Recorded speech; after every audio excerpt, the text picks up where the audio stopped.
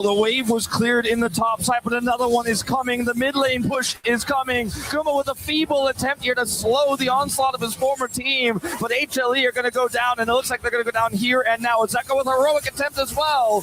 Yeah, Pays taking a fair bit of damage here, but Gumayushi just gets piled in on. There is Delight falling down, and Zeka, the last man standing, tries to get the scatter the weak, but there are no weaknesses here on T1 today. There goes the Nexus, and they'll be moving on to the semifinals. T1 with a statement 2-0 tonight against rivals Hanwha Life Esports. What a game, a tough draft to pilot, but owner across both games just would not be shut down. And they've got the perfect kiting composition to deal with one by one the members that are coming in from AGAL. Finish 3 items onto the Rumble now. Finish 3 items onto Anivia. They're feeling pretty damn strong. Well, the face check, Shark in a bit of trouble. He's got the GA solar flare. He set cards in, call the 4-shot. This could be a mistake. AGL finding their moment, maybe. Ulti from Tarzan finally finds Smart. Hope has an angle. Yeah, who is down? Casey went into this chokers. Hope is going to flash over. Kalish spaces him though. Kana comes in to save the day. A 1-for-1 as AGL finally get to send it. Casey are still pretty healthy though, as AGL have to cut some HP bars over a base so they get to at least push out that wave and get back. That was an insane flag from Kana, which forced Hope to E inside of the rest of KC. And let's watch this one more time. That's as good as it gets. Yike face checks, gets rooted by Rise, into rooted by Leona. The knocker coming through from Flanger only hits Yehu, but that's enough. Because Tarzan sees the angle for the wombo combo we've been talking about. And look at Kana. He's coming from mid lane. Hope can only E forward. That flash from Kalist out of the Mystic shot as well, though. Builds space, Kana fixes it up, but that was so close. And the amount of times I've seen, not just European teams, but so many Western teams, this red side jungle, throw an entire game away. Face checking, especially without Kana in that fight, is way too many to handle. So, game's not done, but KC have to be careful. A lot was burned there. Kalist no flash, Yak no flash, Kana no flash. But I will say, a lot was burned also. Tarzan without flash, Hope without flash. So there's perspective here that AGL had to commit a bit to get a little bit too. And even though Kalist has lost his own, the GA is going to make up for it for the time being until he gets killed off. He's super rich, currently almost 5,000 gold up on that Ezreal. AJL backs against the wall. They need to find again 1-5 potentially in the jungle that the Kiana ult works wonders in. But KC are going to split up through mid and top. They're going to let Yehu push out that wave. They're going to join him now through the jungle, I'm assuming, as that wave crashes to try and take the last outer tower. In about 30-something seconds, the next Baron is going to spawn, and they've taken full control of the top quadrant of Tarzan's jungle. AGL need to find a way to try and get inside this river, but KC are just shutting all doors. Kalist can step up even more so. You already mentioned the GA. I mean, those 5 items. He'll be building towards number 6, but Kalist is just unbeatable at this point. For AGL to stand a chance, they just send it all on this Zeri, and then hope that Kana and Yehu don't control the carries themselves. Mid push here for AGL, Baron in 5. Reset here from Yehu, looking at TP as mid turret might have to be given here. Hope wants to step on up, but still too threatened. KC going to teleport in as well, just to save it. Got no vision behind enemy lines are here for AJL. Super scary to push up for that tower. The TP comes through and KC might push aggressively here. Brigance is doing enough damage from Khaleesi stepping up without any fear. Sonic Wave not going to be taken. Tarzan from over the wall spotted out with his angle control. Was put down in that pit of raptors. Shot going to be dodged away from by Hope. As Khaleesi is 2 levels up over Hope's Ezreal. Iconic, but not for much longer here in this game. As KL looks for an angle, Yike is heating off that position. And KC right now have a soul to pinpoint in 15 seconds. KL is actually resetting right here. I'm guessing to get some wards. Yeah. He has resetting wards, got his locket, no control ward. Oh, he has 2, sorry, for the time being. They're going to play through that bowling tower for KC that's pushing for free.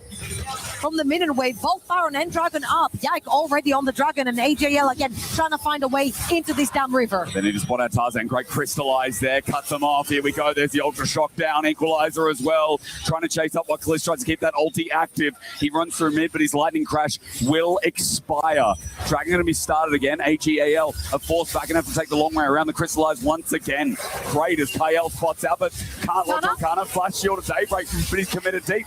Kana's going to overheat. Tarzan looks for an angle. Dragon again. The big ticket. Pops the ulti. Tarzan brings it out early. Call the forward god.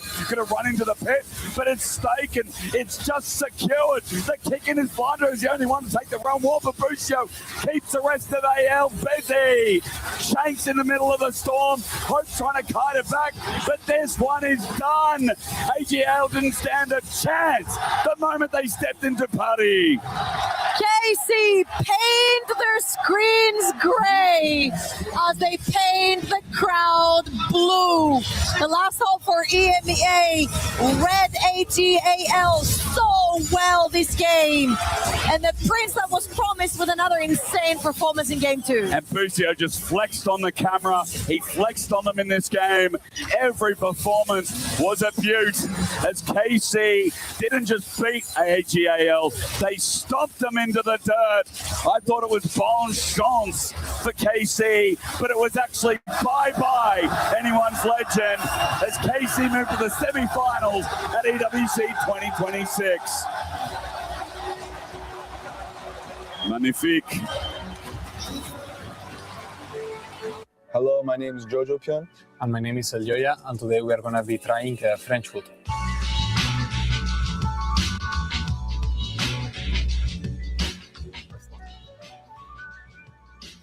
What is this? This is is sausage? like cold cuts, I think. Cold cats, but it's just meat, right? Yeah. Okay. With the spices and all of it. It's really good for sure. It's pretty good. Pretty It's good. like a sausage, like a really hard sausage. Yeah, but also I think it's done with a lot of like spices and everything. It's really good. I give it like a In Spain 7. we have something similar, so I Yeah. like it. 7. 7 out of 10. 7.5. I mean, It's pretty simple. Just yeah, cheese and you bread. cannot I mean, go wrong with this. are you supposed to put it on top like Yeah, this? of course.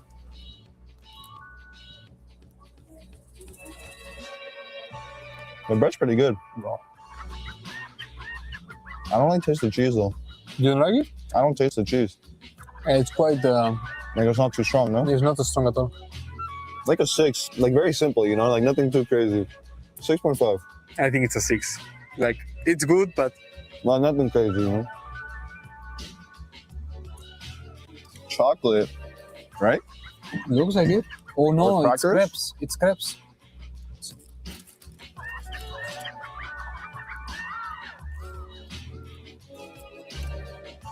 I mean, it's alright. Nothing too crazy. I think it's missing like. It's not bad though. It's like a simple for a simple Yeah. snack.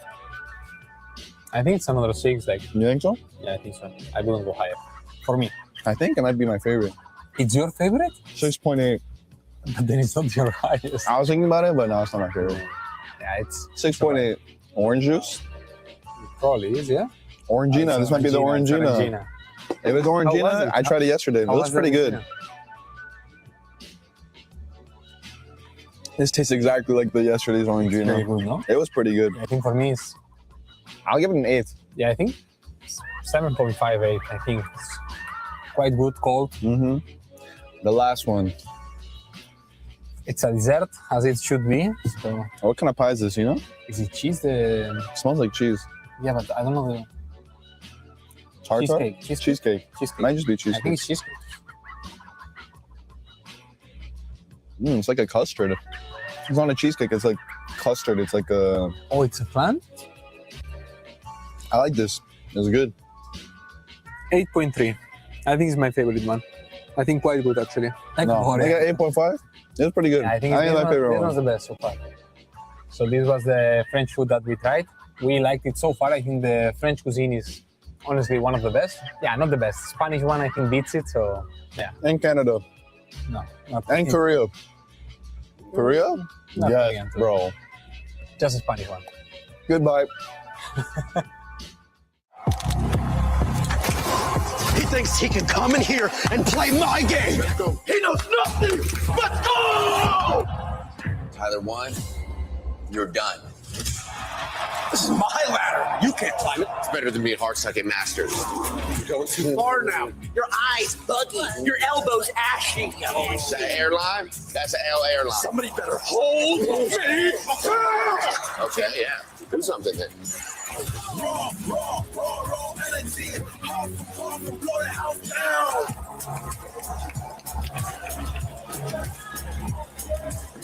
You look nervous. You look short.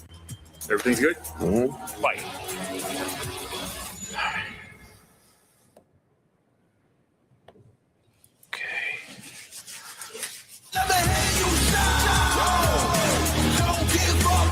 Do you really need the wraps?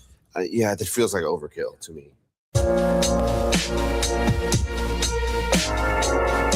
사실 T1에 있었던 게 제 모든 프로게이머 인생이랑 똑같아가지고 정말 많은 걸 배웠다고 생각하고 일단 구마시 선수에 대해서는 매번 이제 증명해온 선수고 제 커리어로 사실 증명해온 선수기도 하고 저희 팀에 와서도 제가 한 번도 가지 못한 MSI를 또 같이 가서 우승했던 선수이기도 해서 진짜 잘하는 원딜러라고 생각하고 있습니다.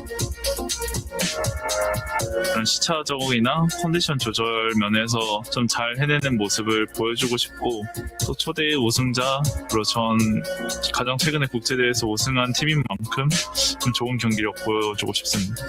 일단 기본적으로 팀을 위해서 되게 헌신하고 팀의 분위기나 이제 그런 부분에서도 매번 더 좋은 긍정적으로 이끌어주는 선수인 것 같아서 그런 부분이 평소에도 제대로 작용하고 있는 것 같아요. 저는 사실 팬들과 많이 소통하고 좀 가깝게 지내서 팬분들이 저에 대해서 오히려 너무 많이 알고 있다고 생각해가지고 숨길 게 없는 것 같아요. 덕분이라고 생각하게 되는 실력을 가지고 있는 거라고 느끼고 있고 또 뭐 인게임적으로나 외적으로도 잘 맞는 부분이 있어서 잘 되고 있다고 생각하고 있습니다.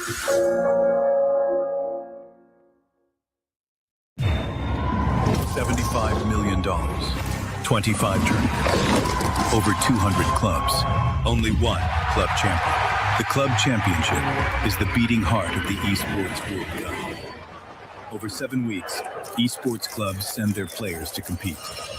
Every placement, every win, every podium earns points for their clubs. At the end of 7 weeks, every point counts. The club at the top walks away with $7 million and the title of Best Esports Club in the world. It's not about being the best at one game. It's about being the best across all of them. Depth, versatility, consistency under pressure. One championship trophy, one title. Who will take it?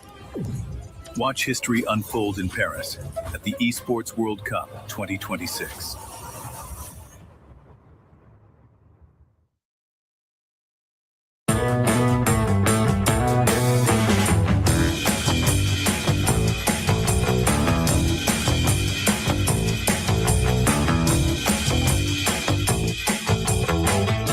Yeah. I think it depends on like you're amateur or not like you're pro player. But if you're amateur, I think support like most like easier to just play.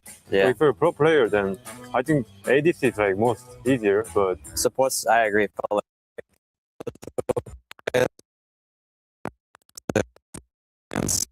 You don't even have to lane sometimes. It's yeah, like depends on the champ. You can even just pick Yumi and then just eating the ramen. So, yeah.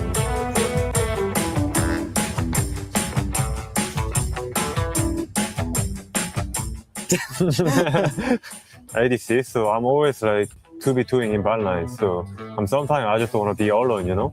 So I just go top and then just pour my 1v1. Play some Mel then. Just play some Mel. Actually, this meta was kinda the meta. So top lane just has some fun champs. I think a lot of them are like in the like 1v1. It's very close and intense. In mid lane, it's just like wave play battles. In jungles, you don't even see the guys sometimes. In bot lane, there's 2 people. Someone can always grief you. But in top, it's until jungle comes and ruins your life. It can be pretty exciting. I think. It's kind of obvious, no? Yeah. It's a cat? I mean, it's just like everyone knows that Yumi's like the worst design champ in League. You Yeah. play the game without having to right click. I mean, as an AD's player, I got so much troll, so I just want to delete this champion.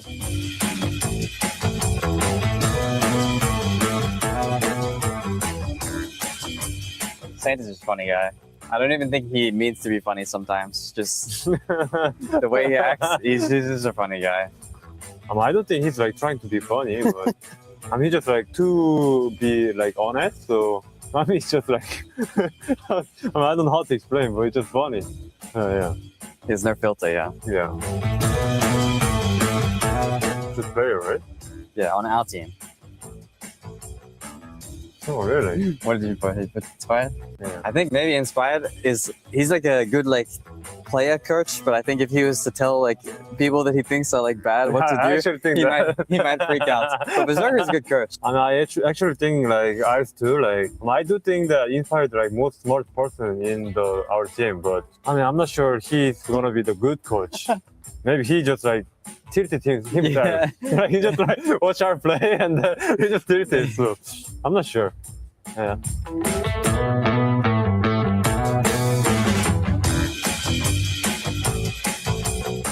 Tent? Yeah, that was right. Nice.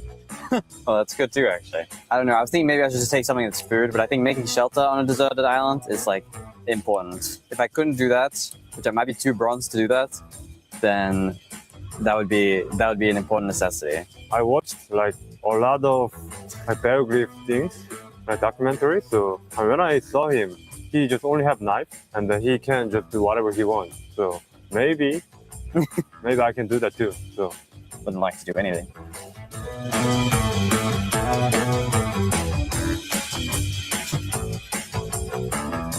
Which? He said if I wasn't a League player, so I don't know.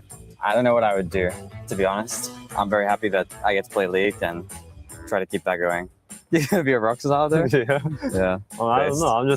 I just like to listen to like kind of hip hop. So yeah, if I didn't do the League, then who knows? I might be the rockstar. Yeah. And then just like rapping. Yeah. You can be my mom? No, she's like a player. Okay.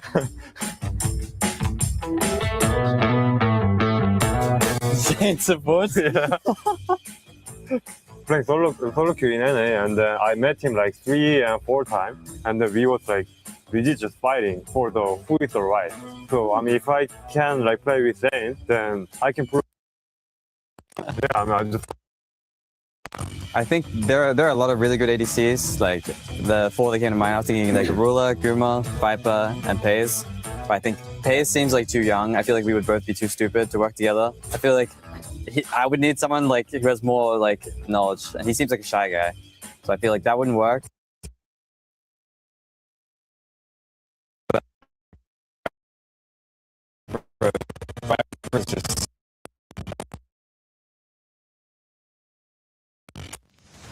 What would you do with $75 million? I would travel the world. I would invest. I know a bit of a boring answer. And I would help people when I can. I'll buy things for my family. A house for my mom. Yeah. Invest so I keep some money for the future. It's just out here saying, oh, I'd spend it on my family. I would invest it smartly in smart enterprises. We need Americans, because Americans will come out here and be like, I buy 10 Ferraris, bruh. What if I say that I think you're lying? I don't know. Do you think I'm lying? Yes. The first thing that you're going to do is buy all of the jerseys from your favorite players. I think you're going to buy 10 fancy cars and go crazy. Okay, I'm lying. I'd invest it into probably a retirement account. Why are you such a liar? I'm a finance major. I just graduated with a finance degree, so. So don't lie. You're going to pay off your student loans first. No, actually I wouldn't, because I have an interest-free loan from my parents. Oh, so he came from money. Let's go to someone who doesn't have a silver spoon in their mouth. That's right. What would you do with $75 million? I'd buy an esports team. Hell yeah, this is what we're talking about. Why are you wearing a Timo hat watching Dota? Do you think that maybe this is, you're a traitor? Yeah, this is my traitor, yeah. A big PC. Like a nerd, like a real nerd. Lakeside mansion, you know, a good little Lamborghini here and there. Ooh, what color? Oh, has to be red. Super Asian looking Timo, what would you do with $75 million? 1, 2, 3, 4. Sick. Buy my first PlayStation and Forza 6. That's it. Yeah, PlayStations are expensive right now, so a lot of that 75 mil is going towards that. Okay, rejection. It's just like high school all over again. I'm all alone. I'd buy this arena, honestly. I would name it after myself, and everybody would have to play at my arena. This would just be mine now. You think that this is 75 mil? A little delulu. Okay. You could buy the parking lot. Parking lot. I'll name it after myself. Perfect. Yes! Okay, now shoot. Ooh, maybe he can use the 75 mil to buy some skills.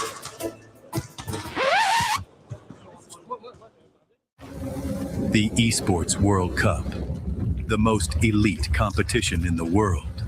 Its trophy system is built to match. The Club Championship Trophy, awarded to the one club that rose above the rest and reigned supreme across all EWC games. Every participant earns a key engraved with their name. That's their right to compete.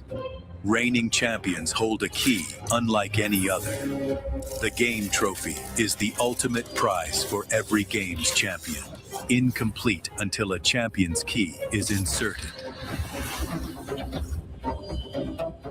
The champion's key frame is locked into the totem, a stone marker of legacy, etched with every EWC champion. The losing keys are crushed. The champion claims 3, a personal reminder of who they defeated. The rest are preserved beneath the totem in resin. Every fallen contender captured forever. Will you be remembered or forgotten beneath the totem? At EWC, nothing is granted. Everything is earned. In Korea, you are either a winner or you're a loser. This would be the first reverse sweep in an international finals. History will be made as two titans collide.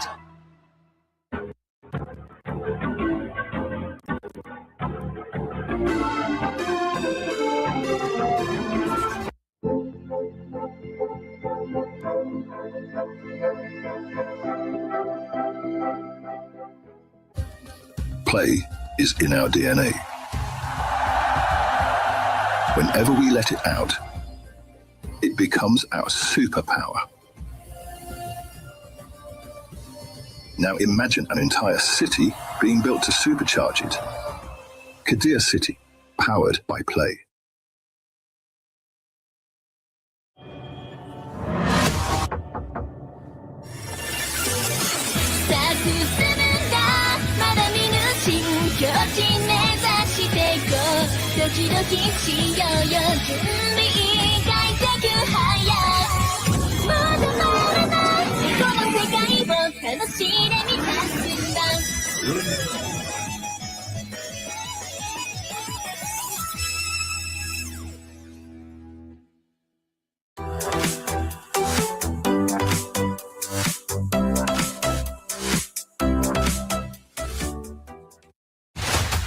Dreams and a nightmare. Life is like a battle and a hassle just to fight fair. Came up from the struggle, never running, yeah, I'm right here. Struggled all my life and now it's time I show them right here.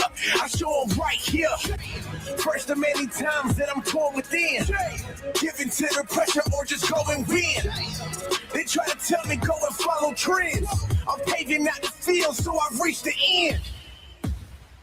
Yeah, I'm right here. Destiny is calling, so I'm blocking out the noise. Yeah, I'm right here. Pushing past the limits, so there is no other choice. Yeah, I'm right here.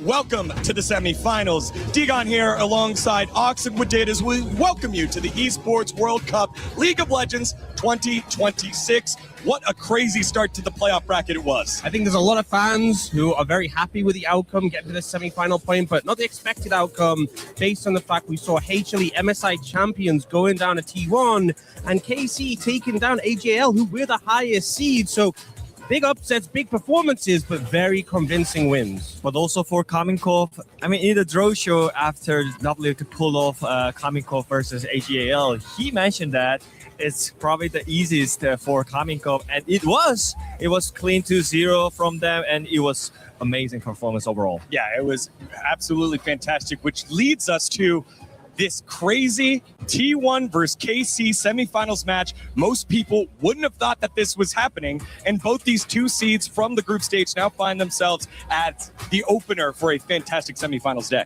Yeah, a bit of a rematch from what we saw at MSI when T1 definitely had the edge. But we've seen fates really changing at EWC compared to that tournament just a few weeks ago. For me, when I'm looking at T1, I'm looking at Pays. Pays has just been in phenomenal form throughout this year so far, but especially in the recent months. He's absolutely the carry for this team, and when he gets resources, he's just taking over. I also want to mention Doran, who I think was in a bit of rough form at MSI, really stepping it up in that series we had against HLE and having a big impact. Yeah, it was painful for Kaminkov fans that we couldn't really able to win against T1, even a set, it was 3-0 by T1, but it was in Daejeon, Korea. But here now in Paris, France, I think it's going to be awesome, especially from one of the best AD carry, Khalees. He was pulling off Victor and Zeri, one of the iconic pick from him. He's the main carry for the Chemical, but also for France as well. A fantastic matchup in the bottom side of the map. I wanted you guys to quickly focus on the top side because Kana has been such a rock for this KC squad.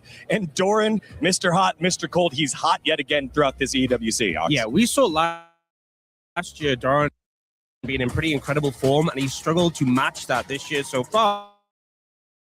Going up against Connor, who obviously has been a big driving force for this KC roster. He needs to be in that A form, but I'm confident he can bring it. I mean, Kana is European style of Bin, he really wants to punish the lane, and I think he's really favorite when he comes to get the counter matchup, and I think especially when he plays Nar, he's on form, right? So I think it's really important for KC to have him on the comfortable matchup, and also I think you don't really need to go hard on top side because you have the teammate on the bot side, which is Khalees and Bushio. So I think there's no pressure for him, especially when Kana can pull it off. Yeah, well, the KC and T1 fans are starting to queue up here at the STC Arena. Let's do a real quick heat check. Hey, KC! Set to play! T1 fighting! Hana, do set! They are getting themselves ready here at the STC Arena. For more on T1 and the club championship, let's send it on over to Ginny and COO of T1, Josh On.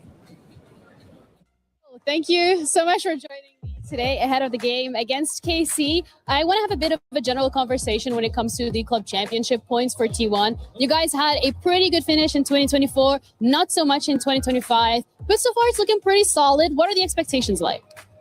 We want to do better this year. I think the success in 2024 was because our league team won. So hopefully we do well today, and we are participating in 7 different titles or so. So hoping to do better than last year. You guys are already on a pretty good track with a top 8 finish, at least in Fatal Fury, and now here in League of Legends. I mean, you guys are top 4, absolutely, dare I say, stomping the competition a little bit. So what does it mean specifically for T1 to have that many teams competing at EWC for that club championship? I think the past 2 years, we wanted to kind of test our strategy, and seeing Falcons winning back-to-back and Team Liquid finishing runner-up back-to-back, we see there's some consistency. So I think we can form some kind of strategy for ourselves too. So I think this year's participation in 7 different titles is a result of that. So it means like expanding in terms of having a more of a long-term view rather than just getting as many teams here as possible? For sure. I think we want to participate and also win. So I think that's our best chance of getting as many points as possible. So that is our strategy for the long term. Does that put by any chance a bit of pressure on the players? Because of course you need a top 8 finish in at least 2 games to get some points, but then also you need to win a title to even qualify. Yeah, but we got to live with pressure. So, but we try to, help them enjoy the games as well. So hopefully they're enjoying as much as I am. All right. Well, thank you so much for that. I appreciate it. That's it from us. We're going to be heading back over to Digon.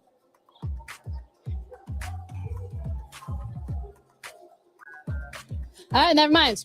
We're stalling for a little bit longer. So, in terms of then your expectations or maybe your predictions actually for how it's going to be going over here, what is that like? Falcons top 3 at least, and T1 wants to be top 5 if possible. So that's my prediction. I think that's pretty generous. All right. And for the game today, KC, T1, do you want to give a score? We're playing the home team, so we're very scared right now. So I think it'll be 2-1. Hopefully we want to, come out on top, but then you never know. So we'll do our best. All right. Thank you so much. This time, for real, we're going to be heading back over to Digon. So take it away.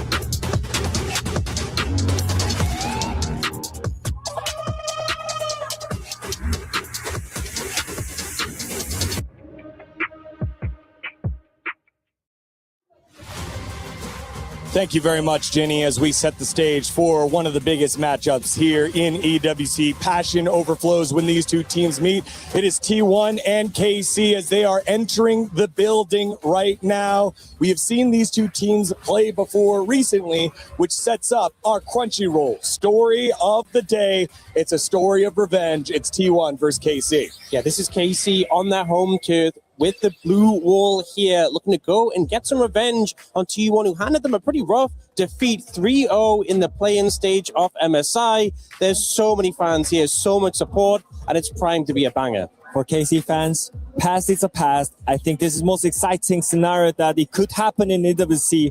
We are all ready.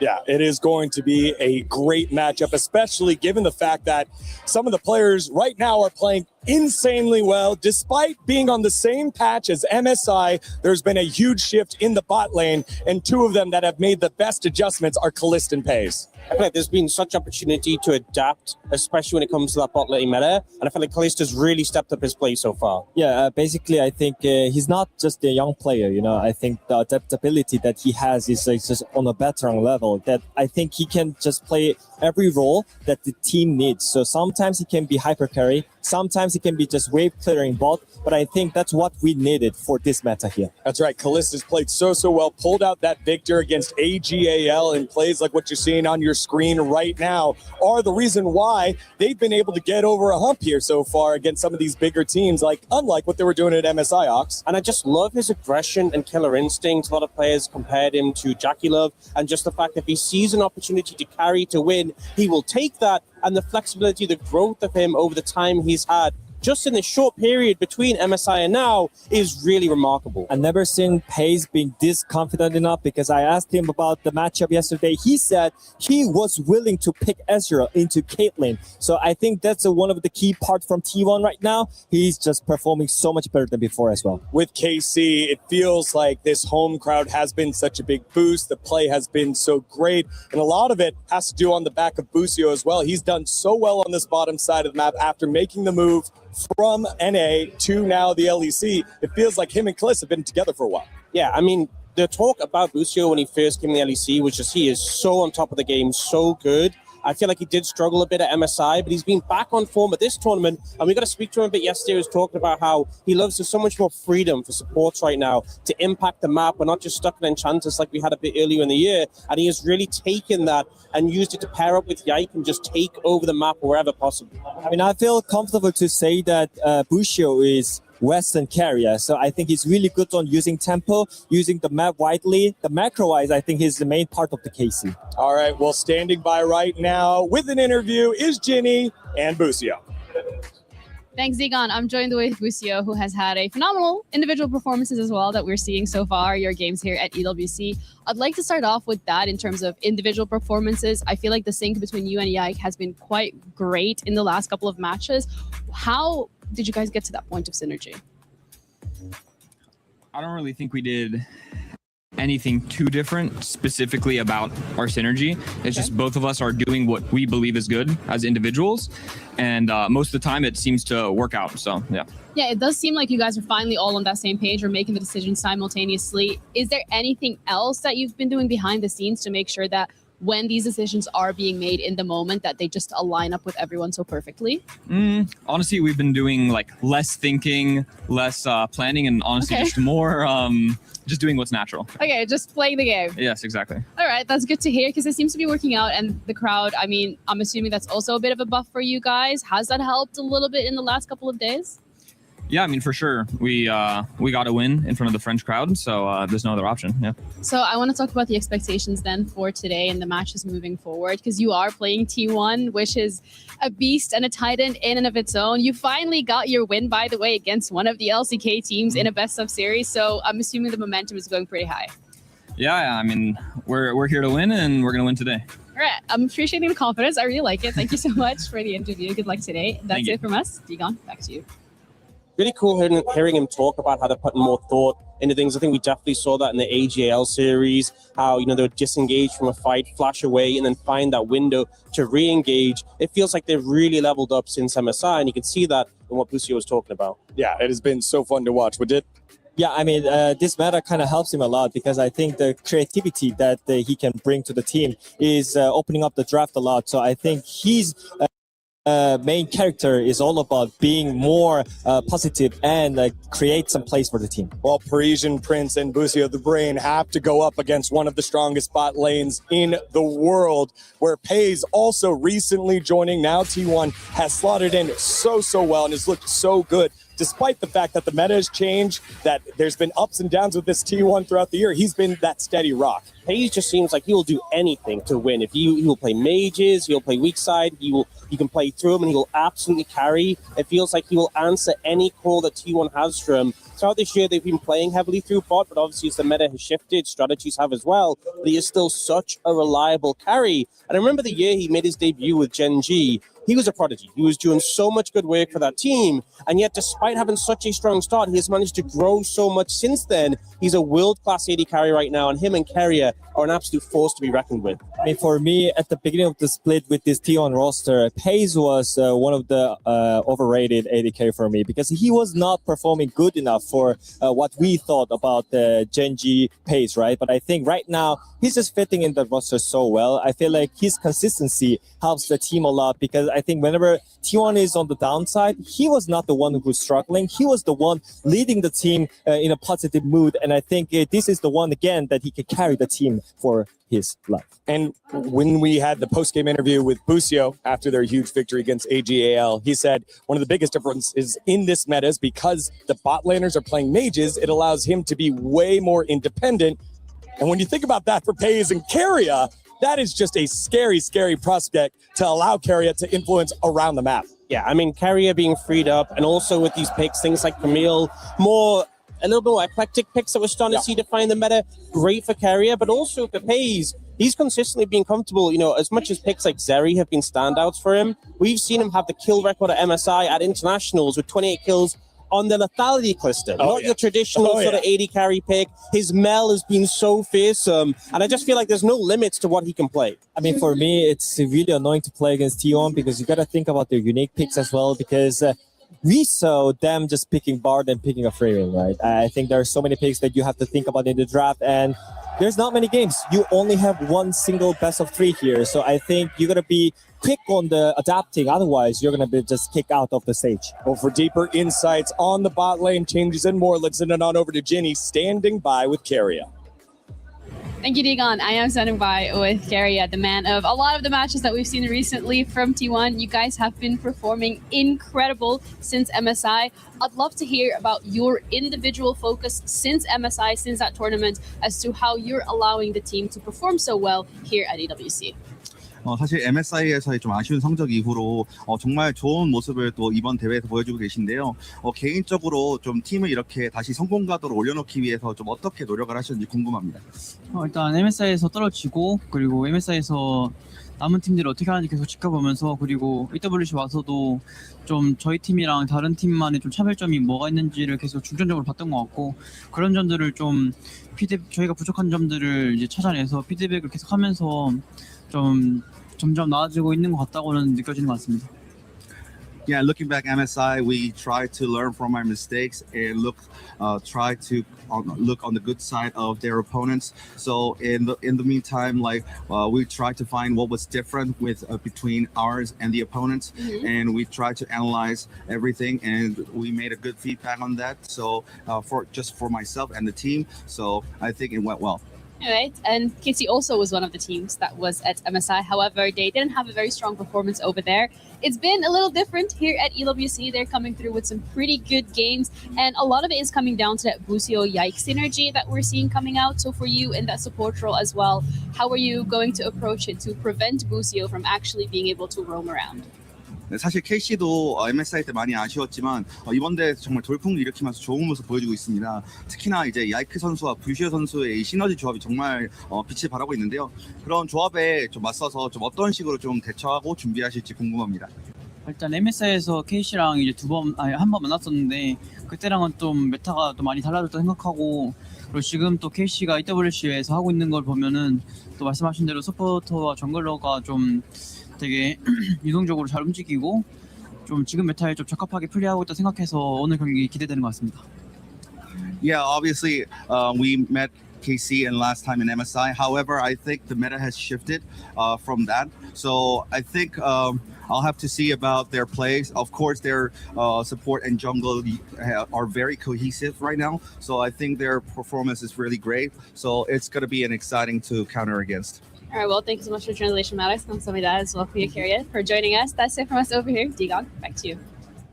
Thank you very much, Maddox, for those fantastic translations. It isn't just the bot lane, though, that we want to focus on. There has been a great redemption story in the top lane for Doran, and Kana has been so dominant. These two go head-to-head yet again. Yeah, for me, Doran really had a great year last year when he joined T1, leveled up a lot of his play when it came to laning. This year, though, so far, had struggled a good amount, especially MSI was not his best tournament, but in EWC so far has returned to that Doran that we saw last year, has returned that level of form, went up against Zeus, had a really strong performance, and this is what T1 really needs to push them to the absolutely top level of the world. When Doran is in form, when the Krug Lord is playing well, the whole team looks great.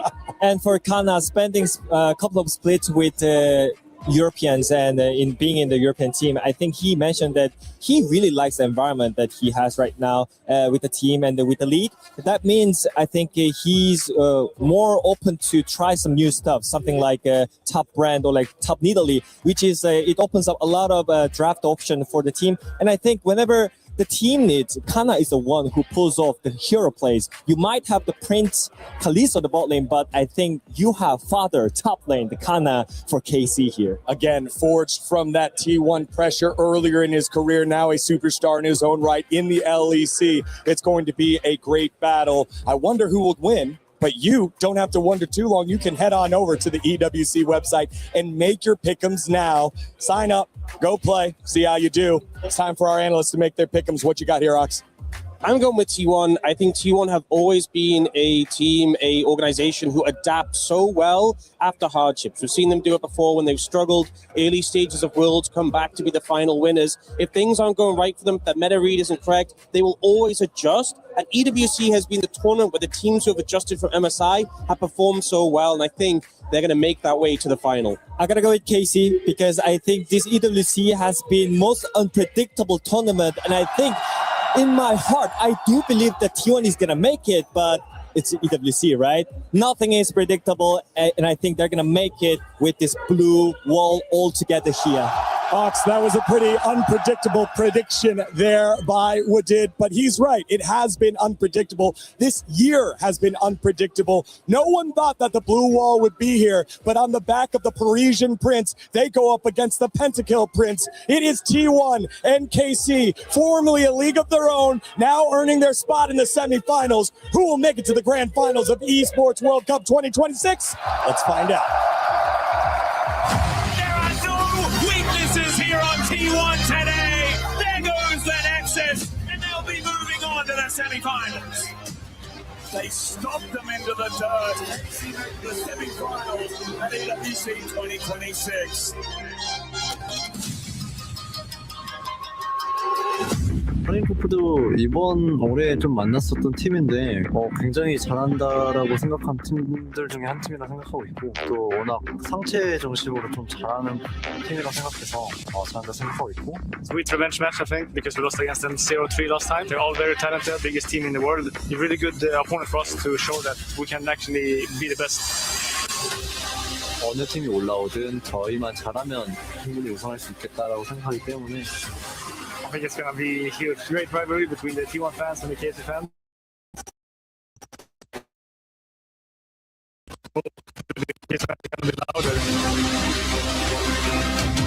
일단 누가 오든 저희가 잘해서 꼭 우승까지 할 수 있도록 하겠습니다. This time we're in Paris, so we're going to be the main characters.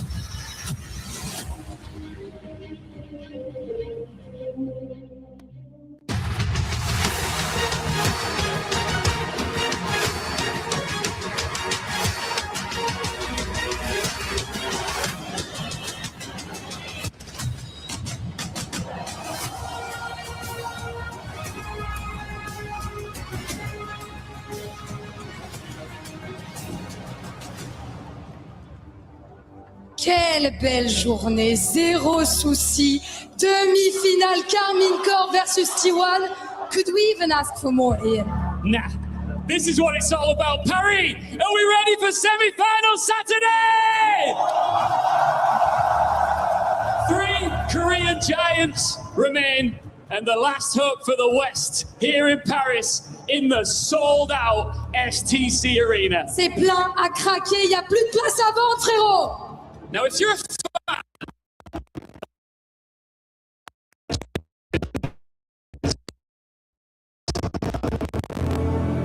fan, of Faker. Okay, that's not wrong. But if you're a French fan of League of Legends, there's one thing that comes above in your heart than Faker, and that is Carmine Corp. Parce que quand on est un fan français de League of Legends, oui, on soutient Faker, oui, on soutient T1, mais il y a bien une équipe qui arrive avant tout le monde. Et cette équipe, c'est Carmine Corp. Okay. Paris, who's here for T1? Paris, qui est là pour Carmine Corp? It's loud in here, and it is now time to kick off this first semi-final. Blue? Ok, oui. Let's do it. C'est parti, avec le rêve d'un homme d'avoir la meilleure équipe du monde sous ses couleurs, qui devient de plus en plus concret cette année. Mesdames et messieurs, Carmine Corp. What's the color? What's the color? I said, what's the color? Let's go! Come on! I lost my voice screaming for this team, but I got a few more in me. Bring out T1!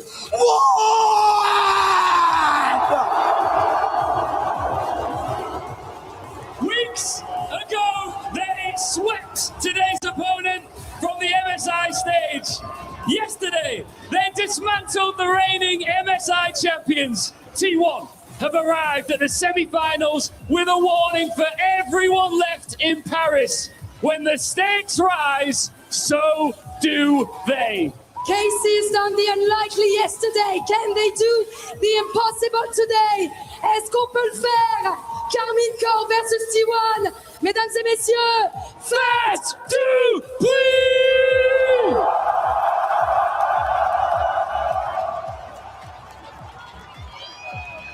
I like that. Unlikely yesterday, impossible today, as T1 takes center stage yet again. It was a task that all the fans said KC wouldn't be able to do, but they got across the line in the quarterfinals. AGAL was one thing, but T1 are another, as I'm joined for this magical tricast by Jack Spectra, also known as Tom Cruise. And at the very end, the very lovely Trouble Inc. to take us through maybe another European upset. We're not quite sure. Hey, man.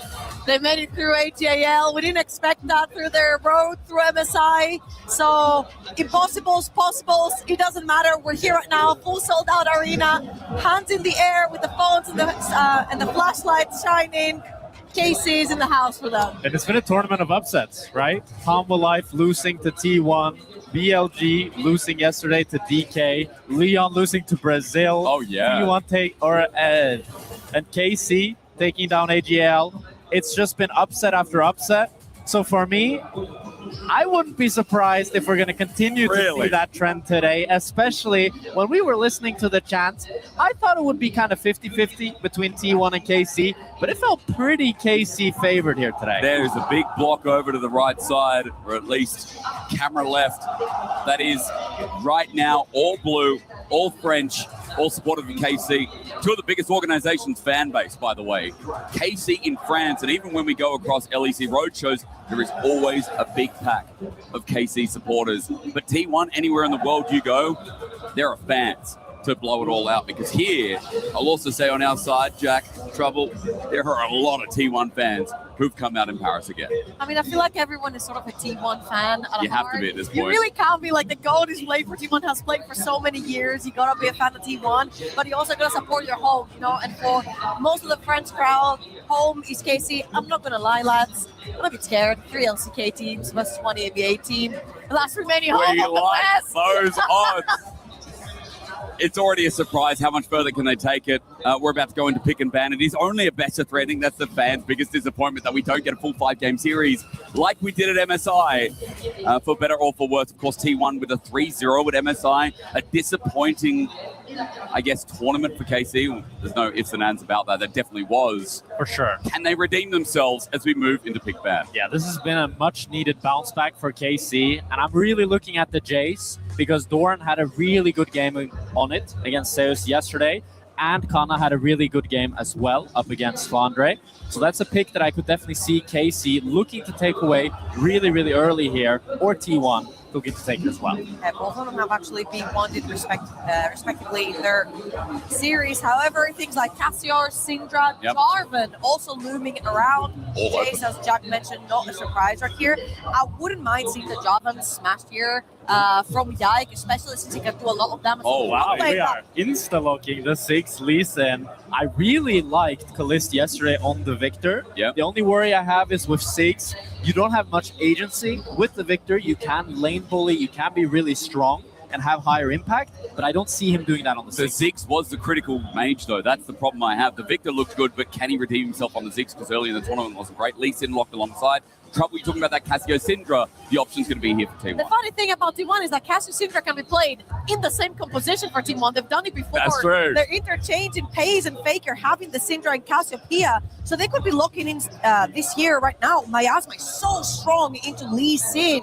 So I wouldn't be surprised to see the 1-2. I do think that this Syndra probably could be going towards the bot lane, and then they can look to take the jungler here, match up into the Lee Sin, and then choose to either put the Syndra mid lane, bot lane, keep that flex going, because if you pick the Cassio, you're kind of revealing your cards a little bit more. So it looks like it's going to be the Sin Sao for Owner. Oh, they take away the Camille instead. I'm a hater. A little bit of, if I'm EU biased here, I'm very happy about this. I think Camille has been the biggest bait pick of the tournament. I would love to see KC just lock in the Leona every time. I feel like we've seen this matchup. Leona just survives the laning phase fine, and then you get level 6.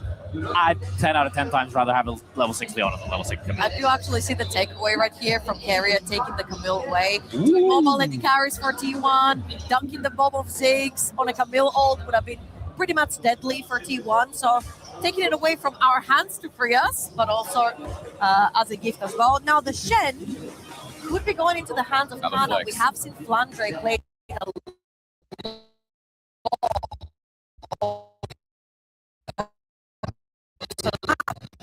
straight up into the Camille down bot lane. Yeah, I think it's going to go into Busio. Kana doesn't strike me as a huge Shen player. He, of course, does play the Scion here and there, but I would like to see him on the Bruiser instead, something more of a carry that he can play towards. I think the weakest link of T1, even though Doran has been performing better, is still Doran, and that's the lane that I want to see KC abuse. I think their solo laners have been playing fantastic this tournament, so leaving Kana, or leaving Kalista and Busio rather, on this 6 Shen, you have the global mobility of Busio on the Shen, can help out those laners. I would love to see that. Regardless, though, if it is going to be Kana in the end, I have a lot of faith. Kana, as you said, had a great tournament versus Doran. What a time for him to step up as well after quite an abysmal showing at MSI.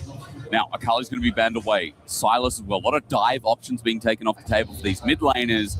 And again, it's not really showing any of the cards or the hands of where this Syndra, / where this Ziggs, Shen, side note, is also going as well. And I'm looking for a 4th pick right here for KC for it to be top lane. Some that will go into Doran's Jace. Things like the Gnar pop out of mine. Rumble as well has been playing into Reigns champion, specifically if you play a little bit more aggressive with the help of Lee Sin early game. And then if you want to go completely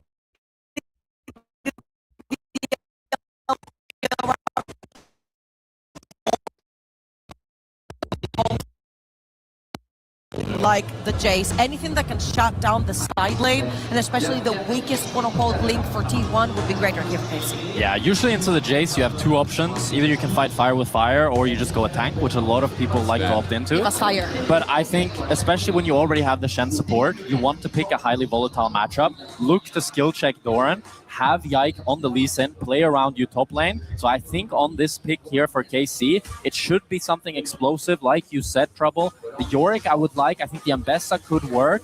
There's a lot of options for Kana here, and we'll have to see where he goes. You could even go to Vayne, but like you haven't really seen enough for Vayne to really make sense.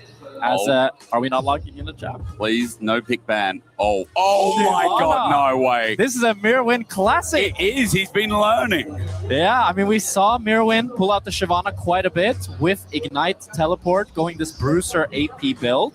And the idea is that as soon as you get your ultimate, you can always all-in the Jace. It plays similar to the Malphite Jace matchup, that as soon as you get that level 6, you have so much all-in threat that it's very difficult for the Jace to play. Although we haven't seen Kana on this pick before, so we'll have to see how he does. And now I make Syndra a volatile solo laner, so I'm leaning more towards that Syndra going down bot lane, because you definitely would not want to leave Syndra on the side lane now that you know a Shyvana is looming around.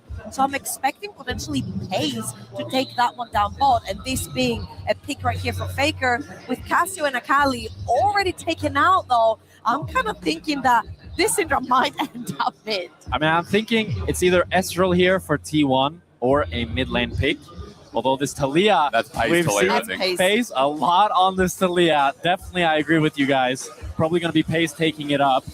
We'll see here what KC decides to round out this comp. What does Yehu want in mid lane? You can presumably assume that it's going to be the Syndra mid. Let's see what he has. All right. So, swap's going to come through.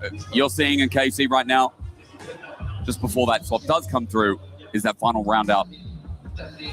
Victor locked in. Okay, so Victor mid, we're assuming. Yeah, obviously the Ziggs will go bot. And that Shen again was support, as you pulled out earlier, Jack. So we do have, I mean, where the hell do you start with this? We've got a lot of AP damage outside of Yike on KC. Yeah, the AP damage is a bit of a worry. Outside of Shyvana, obviously going to probably go for that Shojin build that we've seen. Yeah, I'm not sure exactly how Shyvana's damage profile is, but I know it's definitely leaning towards more magic damage. So it does make me worry a bit that if T1 starts stacking that MR, they don't really have any big beefy frontline, but Sinsao can get quite a bit of MR, Camille can do the same.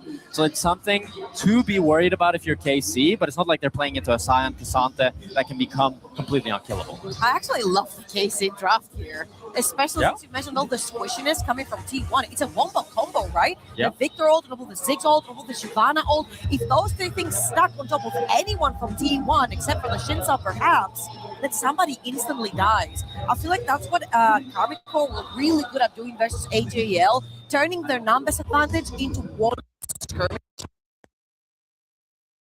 Almost with a very quick spikes of damage through the AP profiles. I feel like they've got a pretty good chance for those quick skirmishes. Well, spiking with damage is going to be ideal then, especially for Kana running into Doran's Jace.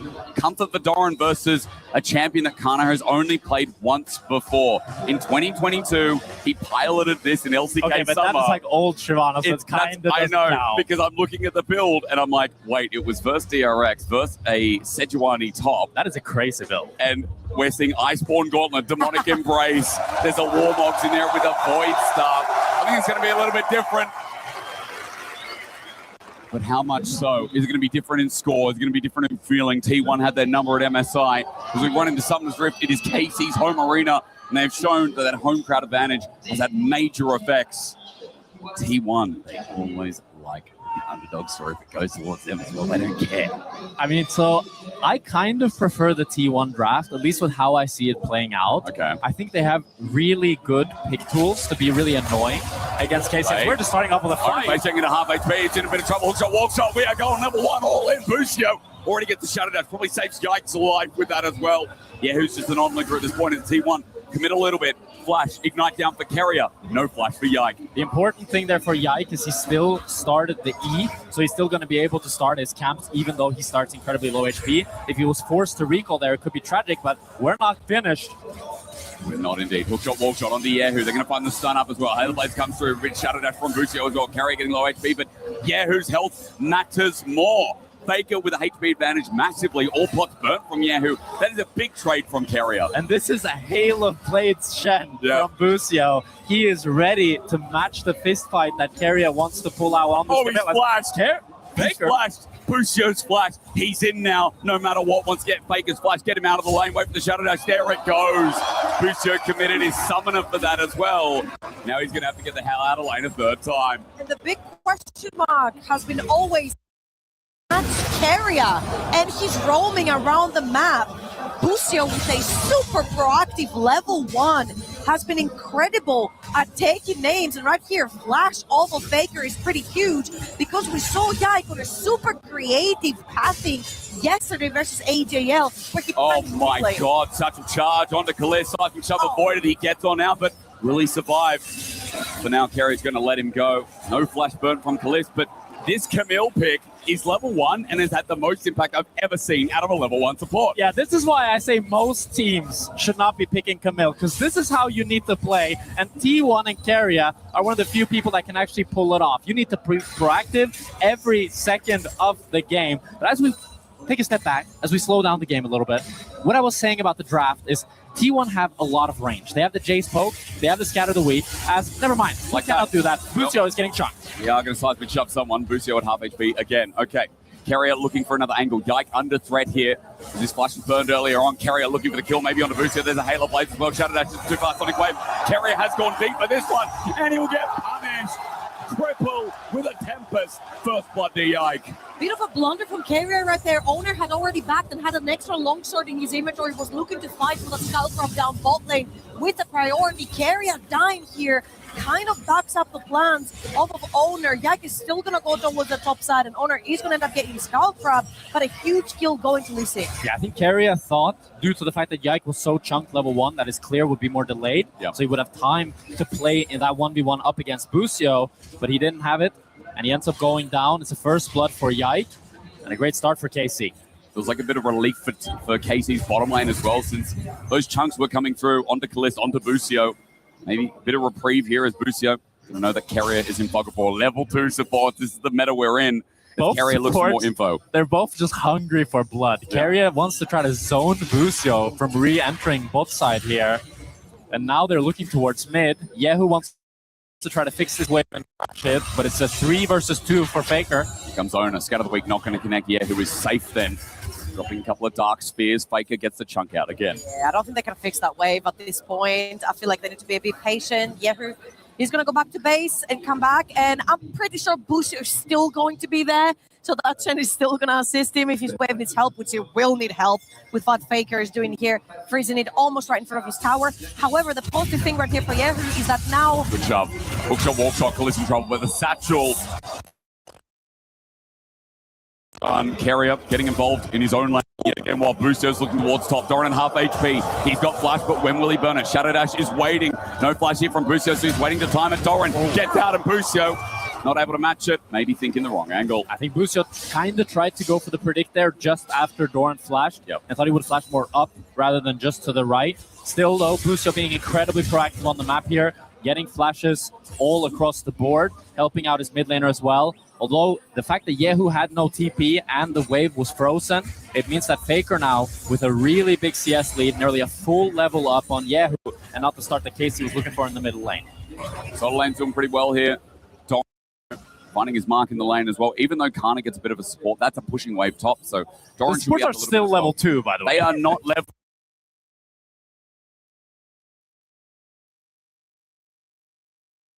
anytime soon. They're trying to sap mid. Seismic shove though. Look at Pays. Onto Khaleesi, gets chunked out.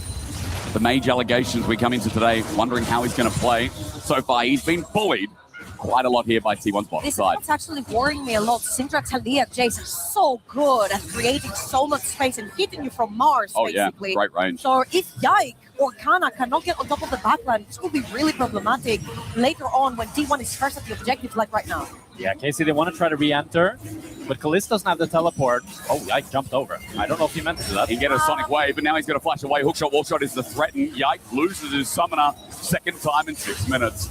I'm not sure if he meant to do that. It looked a bit like a misclick, but maybe he just wanted to look for the steal, end up just burning the flash. Not the end of the world for him. It does mean, though, that once he gets to level 6 here on the Lee Sin, it's going to be more difficult to try to make any sort of play, but now they're invading the Raptors. Faker is level 6, so unleashing power possibility, but the flash out of dash. Faker has to flash away. Where's the Yike going to go? He finds himself after a gravity field goes down. The storm is out. Enough damage finally. Unleashing power will trade a kill. A 1-for-1. The Yike now ticks over to level 6 and is looking for more blood. And Yike's Q there got cancelled by Faker Scatter the Weak. I thought the play might turn ill for KC, but they still had so much damage with Victor's ultimate that they were able to get the 1-for-0. A great play from KC. I feel like that was a very advantageous play for KC right here. They get to push out bot lane and mid lane at the same time. It was actually Pays that had to absorb the mid lane wave, so Faker did miss out on quite a bit of XP and gold in his pockets,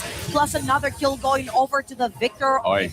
Busio is everywhere this game. And Doran has no flash. We saw it before. Going to be spotted on a ward for now, and Kerry is supporting this with Ona moving to level 6 after this Krug camp.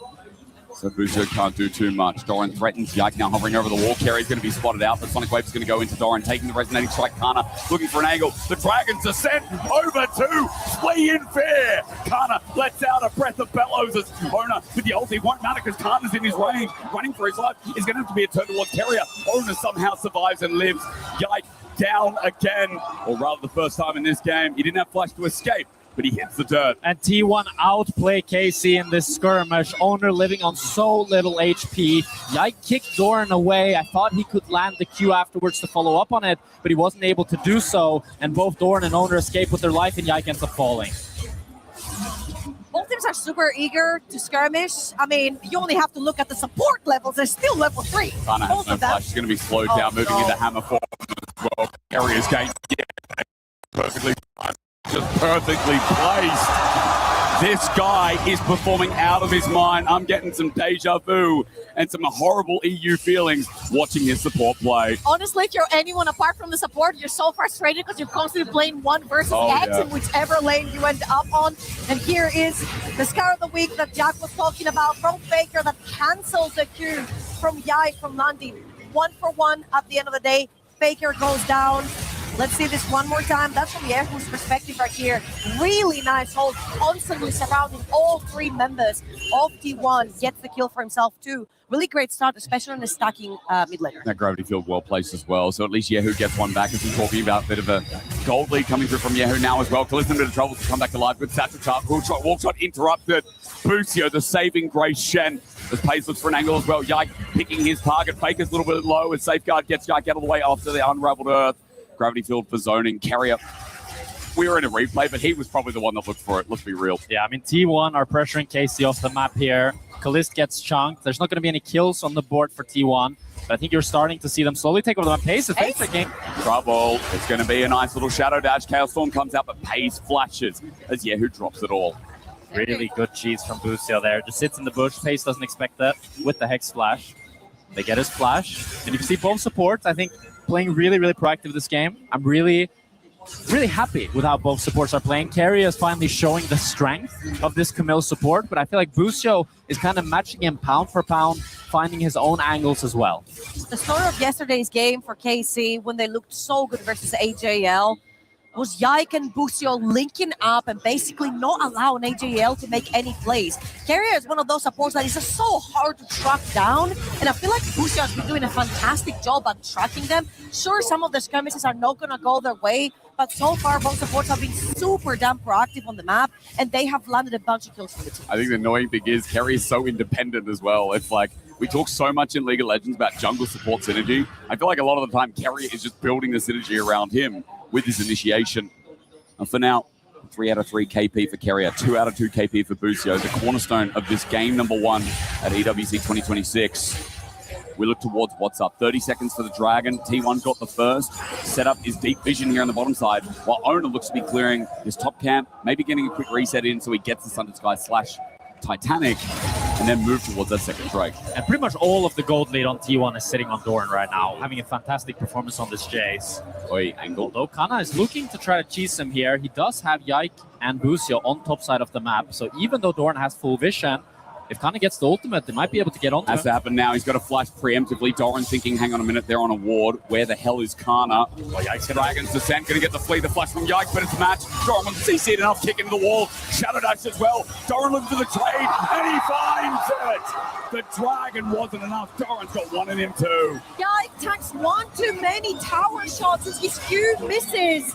You got KC to get that kill, and Doran trades 1 for 1. That's a fantastic trade for the top lane of T1, and Kana takes another tower shot. I don't think a level 4 Camille can threaten a level 9 Shyvana, but T1 on the other side are more than happy to take the favorable trade top and the Dragon. Yeah, KC, they recognize that they're not strong enough to try to fight for this Dragon, but the cross map does not go how they would have wanted it. Just the 1 for 1 here. It's a nice attempt by Yike. He wants to flash over and then kick Doran before he's out of the CC chain from Kana, but Doran has time to flash. He dashes onto Yike, realizing that he's tanking tower. He's able to trade 1 for 1 and remove a lot of that cross-map power from KC and making it a really good trade for T1. It's so contrasting to MSI, where Doran was really copying it, and again from the community took so much bad feedback as the reason that T1 were finding their failure. Here at EWC, it's a completely different Doran. As we said, he's up in gold. He's clawed back some of the missed out from the trade kill, but regardless, Doran 2-1. It's a good story as top gets pushed in with Faker, moving up to rotate lanes, and Busio now level 6, by the way. Stand United as he tries to get proactive as well. 12 minutes in. Yay, got we a got Shen 6. ult coming up, There which is is the kind of same. huge. On the Thunder Sky, on the Shinza right here, I feel like it's so important that Owner is allowed to build Thunder Sky first instead of Titanic Hydra, because he has a lot of champions that want to play directly on top of him. Does not need the Titanic Hydra to stick onto his targets, because his targets are sticking onto him anyway. So earlier power spike for the Shinza, and I'm pretty sure that Owner might be looking to fight. Want to go away from Faker with the fancy feet. He's got a turret under him now as well. Gravity field. Not going to be slowed down, not going to be stunned. Another Sonic Wave, but that one's going to miss. Owner's coming to cover. Casey have to leave. Casey keep looking for these plays. And Busio is covering for Keria, but yeah, he's got no mana. He's deep in this wave. Flash away from the stun up from Faker. Meanwhile, hookshot, walk shot, ultimate, hexakilomatum on down the Kana. He's got no Dragon to run on that. Saving him up, the Shen ulti as well. But an order.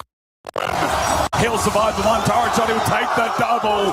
And Doran controls game 1. And it's a disaster for KC. Pacey has the move. We've seen him be so proactive consistently on this Talia. As Faker wanted to be a bit cheeky, take away the blue buff, but now they're keeping back in on both. TP side's going to be dodged, but Doran just jumps under. He's looking for his next kill. Meanwhile, Hammer Pace covers the tank up, but 2 turret shots will be fine as well.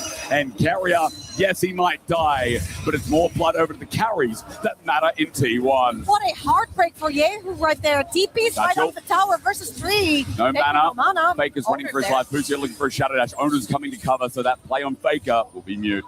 I think we're starting to see some of the problems of KC's team comp. As how I would describe their team comp is it's very honest.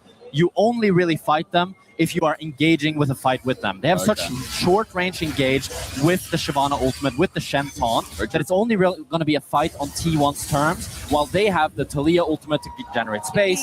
They have the Camille engage that can be so long, but now Kana finally with a TP behind door and no flash. Dragon's Descent, this might be under the turret. He's already committed a TP for this. Kana's thinking, do I dive, do I not? Yike's probably calling it off, and there you go, TP now burned. Faker has an open wave in top that Yahoo has to go and manage, but there are no more TPs outside of Kalist on KC. That was a really nice communication right here. I think it dropped from Kalist. They pinged instantly Taliyah, falling into fog of war. So Kana gets the gist to don't dive this one. And now we'll see again. Shen is literally in front of them and also gets interrupted by the Taliyah, right? It's not like an extra person got into the fight to make it a 3 versus 3. So unfortunately, KC lose the skirmish in numbers. And a big problem there as well is just Kana's not strong enough on the Shyvana. He still doesn't have his first item, but KC found pace. He's got nowhere to go. He's got a flash, but he gets kicked into the wall before that happens. Shut down. He doesn't want to burn it, and so he'll get punished. Really clean CC chain there by Yike. Gives him no opportunity to flash for Kalist. That's disrespectful walking in front of the face of Owner, but expects that the damage won't be followed up. Kalist still holds onto his flash as T1 try and choke this surroundings of Herald. Kalist needs to be really careful here in rotation. Carrier can easily solo kill him. He has the Sundered Sky. Scatter doesn't work out. Looks for Kana. No TP. He has to reset and walk there, but the play's going to be called off. T1 have a ward. They spot it. They see it going down. They disintegrate their play. Yike's going to get Herald, and it's a decent win for KC. Yike has been active this entire time. He's got 100% KP on that Lee Sin. Every single play for KC that's resulted in a kill has started from Yike. And we actually had a lot of question marks. We've seen that Lee Sin banned versus KC. And we talked about the fact that when Yike comes to mind, Lee Sin doesn't. It's more like a Kha'Zix or something. And he has been doing fantastically well on the pick. That Taliyah pick on the top side resulted in the retail, which could open up that mid lane that will make it very scary for champions like Taliyah and Syndra to step up for a win. Yeah, I agree with you, Trouble. Yikes had a phenomenal game on Lee Sin thus far. And KC, they have some good news and some bad news. Kana has the Triforce, but Doran has Manamir. Oh no. So 2 items on Doran now, 2,500 gold lead, but KC, they still want to try to contest this 5 versus 5. They need to find and engage fast before they get poked out. Look for the Doran poke. Speaking of, Pays walking in, Kana with a Dragon's Descent with an angle, but he's spotted out. Seismic shove, he might have to pop the ulti now with a Hextech ultimatum. Kana can't escape. Owner jumps in, Dragon out. Jike gets the kick out, but Carrier will live. For the Dragon, the health bars not in KC's favor. It is T1 who hold the advantage, ready to walk in with such a big health discrepancy. And that's 2 ultimates burned, 3 actually for KC. They're still going to look to contest here. It's difficult. Carrier's not there. Sonic wave. Lee Sin can steal. Goes from Yike. First strike of the game. Owner pops his ulti, so Yike will die. But who's next? Doran for the follow-up, finds Busio, but he shadow dashes out, fake up with the range, floods ulti, Busio down. It's 2 members in the ground as T1 hold 5. They lose the Dragon, but the fight's coming naturally to them. With Yahoo up next, the dive easy. Carrier ready to die with another kill that goes to T1. And KC attempted some fancy footwork to try to outplay that situation, but T1, they have the numbers, they have the damage, they're going to get the kills, they get the mid tower, and even though they lose the Dragon, make no mistake, they're in firm control of this game, as they might even look on Kana here. Weaver's wall, Kana with no Dragon, he's going to try and use the mini wave to stack that up quickly, but a seismic shot Pays, not going to find his target. It is a small movement from Kana to get him out of that kill shot. A little bit miscoordinated in that Dragon fight. Shyvana goes out while Lee Sin goes in. So there was a bit of a back and forth out there for KC when they weren't necessarily sure who the target was. And through, yes, getting the Dragon, here we go. They've lost 2 towers being top. Gang squad's got to come in. 16 kills at 18 minutes. Want to build that bridge up. As reach. A little bit further away. Doran has a big bounty on his head if they can take him down. A bit more gold for KC as we look towards mid. Kerry's been tagged out. Kalist looking for the chokehold. There's the ulti. Going to bomber him a little bit here as a slow down. Kerry about to hit the ground. Meanwhile, KC finding a play. It's Kerry down first as Pays gets a little bit low. Yike, low on the energy. Busio, low on the health. He too will drop. It will be a 1-for-1 with both supports fighting the dust. Both top laners TPing in. It's just a 1-for-1 for supports. You're starting to see the sacrifice that both supports made here with all these roams. They're so incredibly squishy and they fall down so fast. As we head into the replay here and watch this Dragon fight, as Yike finds the steal, very, very nicely played by him, jumps out, but then after this is just T1's fight. They're able to chase them down. Faker flashing over, getting the ultimate onto Busio, taking him down, and a nice sidestep from Kalist here on the Scatter the Weak. and Yehu sidesteps the shuffle from Pace as well, but he still ends up falling with how much damage T1 has. Come back to live. It's no Dragon, but it's Baron coming through. Dragon's Descent. Instead, we get a fight. Sonic Wave dodged by Terrier. That was smooth. He ulties to dodge Yike, then flashes out. But flash is so important for that Camille to get the hookshot flash onto vulnerable targets, and Carrier will not have it available. Must be a sigh of relief for the next couple of minutes for KC, as they can possibly play a little bit more aggressive over in the mid lane without a tower. Well, the problem is Scatter's going to hit. Yeah, Faker looking for the charge. 1v1. Chaos Storm going to sit on his head. Yeah, who's running for the hills while Paze might do the rest of the work. Faker just accepts that he's not in this fight anymore. Here's to Stand United instead. The 2v2 bridging with Faker in the rear guard. Carrier comes back. Busio walks in. Scatter the Weak dodged by a Shadow Dash. And now that Shen ulti is down. I think a little bit preemptive there, Busio with the ultimate. I think T1 weren't quite sure if KC was going to match them with the numbers. So it ends up being a teleport for the Shen ultimate, but you can see how T1 are able to continuously push in all these lanes, and KC are not really able to find a breaking point in T1's formation to actually get pressure off their own, as T1 is matching them every step of the way. Love our service zooming in. That is not a Krug, that is a Gromp, but he's got too much health for us to even consider that possibility. And he has not died to Krugs this tournament, so W Doran. I don't know, man. He's 3.6k up, 5-1 and 3 he's not of that dying to any chase. camp this tournament. Doran is actually so crazy. The worrying thing is that I don't think he's dying to KC anytime soon. He could fight like Unless- 50 Krugs. Yeah. At least. 50 Krugs versus Doran. Who wins? And two of KC members in the mix, you're Making right. a content piece. I don't think he's dying anytime soon. I'm looking at Kana to potentially get a flank for these fights, because I feel like the range is very worrying, and T1 has been playing so careful here. Busio is looking for the flank. It's his ankle that could change everything. Owner walking over a bouncing bomb. Carrier moving into position as well. That ward from KC giving them full information who's in the river.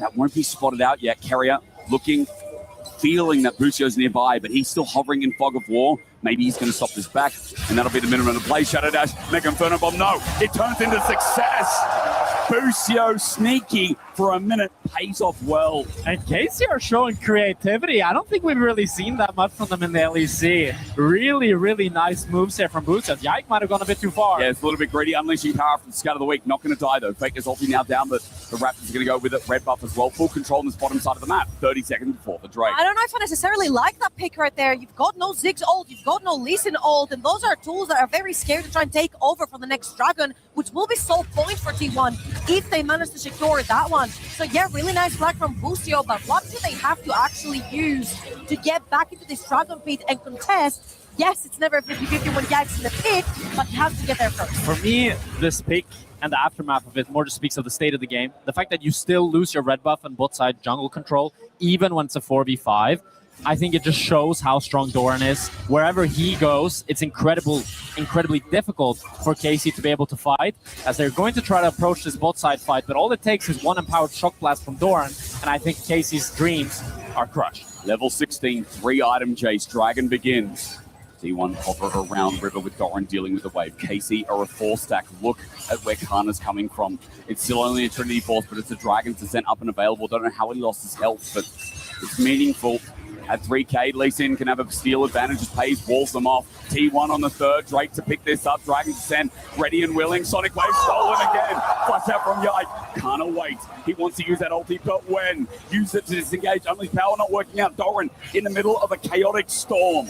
He'll unleash his combination, but no one dying from KC is a gigantic win. Absolutely beautiful execution right here. Yehu, it becomes the wall behind KC and in front of Doran. Doesn't allow the guy with a 4,000 gold lead. He's all the gold lead of T1 to enter that fight, which means KC is now playing in even ground. And when Yike's in the pit, I'm sorry, it's just never a 50-50. Trouble, I think we gotta apologize to Yike. I didn't think his Lee Sin was like gonna be it, but he has been playing fantastic this game. I feel like you can tell that KC has a really clear idea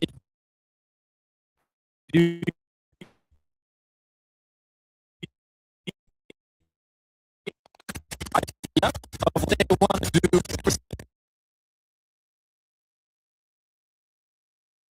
Take it. Doran is 4,000 gold up. Make no mistake, it's still a very T1 favored game, but KC are giving hope to the crowd here. They are indeed. How will that be shattered? Or can T1 get it across the line? Baron is up. for KC as they hover around this top side of the map. It is Faker who continues adding pressure with Hayes having immense wave clear through that mid lane as well. This is a quick reset, I believe, from Busio. As Hextech ultimatum, I think it'll spot out. Yuck's going to get the kick out, no scout of the week. Meanwhile, Pace gets choked out by Kaliss. Kaliss has been a quiet achiever this game. 1k gold lead himself. Rabadon's almost picked up. And every time T1 have to face check him, there is significant damage. Hitting them in the face. A huge power spike. He took Pace to half HP there with just the Phosphorus Bomb and the Minefield. So when he gets that Rabadon, he's going to be a real threat for T1.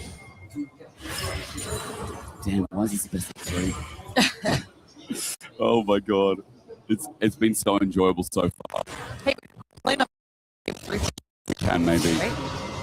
Maybe we get asked for a duo, asked for a remix, so we can get 4 at least. Yeah, both teams just agree. Let's play again. Yeah, let's do it again. I was just going to bring up that Kaliss, I thought he was backing for the time being. Looks like he's waiting for mid-wave. Wolves. The Wolves. He's still in jungle. That's a good sign. That's a very good sign. He's there, right? You think? Yeah. Let's see. He moves back. He's looking for next mid-wave. Owner going to be a threat here on the Scrying Lord. 4 members of T1 moving up. Faker has top push as well. Baron. This is dangerous for KC. Yeah, they're picking Baron right here. This is the classic. T1 will rush Baron whenever they can, even on timer. They're not letting Ziggs get his death cap. And now KC are forced to face check. This is a TP from a Shojin recently picked up with the Dragon's Descent up and available. KC have blinking health bars against T1, but Baron's going to go down. Now, can T1 escape? Hunter on the chase. Yahoo with the Protobelt. Carrier starts it off with a flash. Owner gets slowed down when Wind comes lightning. Sonic Wave doesn't hit. Dragon's Descent. It's 2-man fair. Running in, Kana sacrifices his life, but what's the payout? T1 already get 2. It was revenge, then turned sour as KC fell. It's either a flank or you can't get on top of it. Like T1 this, one it's a more. good shadow dash. Pay's going to flash away for T1 and manipulating the fight. Faker comes in, unleashes power. Kaliss is going to drop. KC thought they could pick the number of the fight, but T1 turn it in an instant. And it's a tailless all this time. It's the T1 Baron Nashor. KC wanted to punish them for it, but they ended up walking too far. They didn't have the damage. T1, they built their gold lead from 4,000. Double it to 8,000, get the Baron Nashor, they're taking the towers, and with that you have to feel it might just be game. Not yet, but it does feel like the door. Look at top lane, look at bot lane, look at mid lane. They've taken anything that's outer base with 1 Baron. Right after the fight, there's been no reset right here. Doran POV. Look at this one more time, man. That's how DIE absolutely stops KC dead. And I mean, Doran is just standing there auto-attacking Kana. That's how much damage he's doing with this 3-bit item Jace. As we come back to live, Kana has no dragon, and Faker has all the range and the execution. He's 4-1-4. We haven't talked about him much, but he is hitting shots from the far. Booster is going to be up next. And game 1 is in the books. T1 is slaughtering KC here. It's 5 versus 3.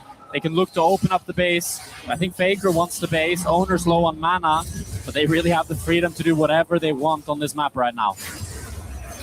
I don't think fine. Doran. I don't think Yike wins this. I think Doran knows that he wins it. He's going to flash over, kick away, but Doran has a shock blast, an acceleration game to speed him up, and Yike is going to have to try and Sonic Wave and safeguard his way out, but Pace is going to find him eventually as well. Yike will die. Soul will not be there, but Soul point for the stats. And T1 will take everything and more, just like they did in the previous fight. I think it all comes down to this Jace pick. The fact that Doran was able to get it, I think the Shyvana pick that Kana tried to pull out, not been successful. It's not been the Kana that we're used to seeing. Yep. He was losing lane. Up until, from minute 5, really, never been a strong point in this KC lineup, even though Busio tried to play around him, tried to help him out. They were losing every single skirmish just due to the fact that Doran was so much stronger, and their cross maps were denied by Doran as well. And I think going into game number 2, you really need a winning matchup for Kana, because I think that's the biggest avenue for success that KC can exploit, because we see now if Kana's strong, if he's comfortable, then the rest of T1 are flying. T1 have been so good at playing with the reins that KC have never really found the wombo combo that we set up over in draft with Ziggs, Shyvana, and on top of one another. And they are actually very, very strong. They might here. They're going to try and find Doran finally. Here comes Pace with the Weaver's Wall. The kick up against Wall. Doran finally going to die. Shut down over to Lee Sin, but meanwhile the base in tatters with 2 carries running amok. Kalis can't even get on out while Casey going to try and fight. But meanwhile, Hayes is just taking over. Casey getting destroyed. Owner's going to find the rest in base. Carrier is smurfing as the dragon comes out. But just like in the end of Skyrim, will be slain. And it's a lot of fighting. To be honest, if I'm going to cope a little bit here, this was not that bad for KC. This could have been the end of the game here, but due to the fact that Faker died and Pace died, T1 will not be able to do anything much more than getting the top tower, the mid inhib. Don't get me wrong, it's still 12,000 gold lead. Yeah. But the Nexus remains It's still alive. up. The Nexus is up. We've already seen once in this tournament the Nexus being up the most important thing. So, you know what? We can cope for a little bit longer before T1 I'll give you more. bring us. It's only the middle inhibitor that's fallen. And True. it's the easiest one to defend. And Owner might be overstaying here as we head into the replay. Let's see this. I mean, they go for Doran. They recognize that if they just let T1 siege, they're going to be completely outmatched. A really nice flash sonic wave there from Yike to catch on to Doran. And they take him down. Pace goes to help out his teammate alongside Owner, but Kana gets the fear onto Pace. He's able to take down Pace alongside Busio. And this really saved the game, because if Pace lives here, he can just join Carry in the middle lane, and they can just end this game together. Also, meanwhile, huge play from Kalis taking out True. Faker. Because So much damage. Yeah, Yeah. even Carrier would have probably ended the game right Yeah. there. They had the numbers in the base. The TP coming go. through, looking for Doran again. I mean, finding Doran again, still Shen?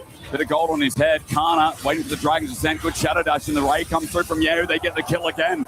Kalis is also able to defend the mid-wave. Guys, let's cope more. I'm telling you, this wrapped down bot lane can hold waves forever. KC could potentially be pushing out the waves constantly. As long as Ziggs is alive, it's really hard to push.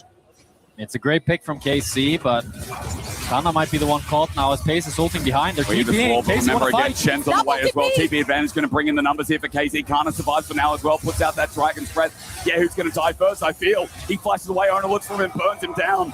T1 are taking a 2v4. They need to kill Owner, but they can't do it. And doesn't this just tell you the state of the game? And Pace dies, but Owner has health.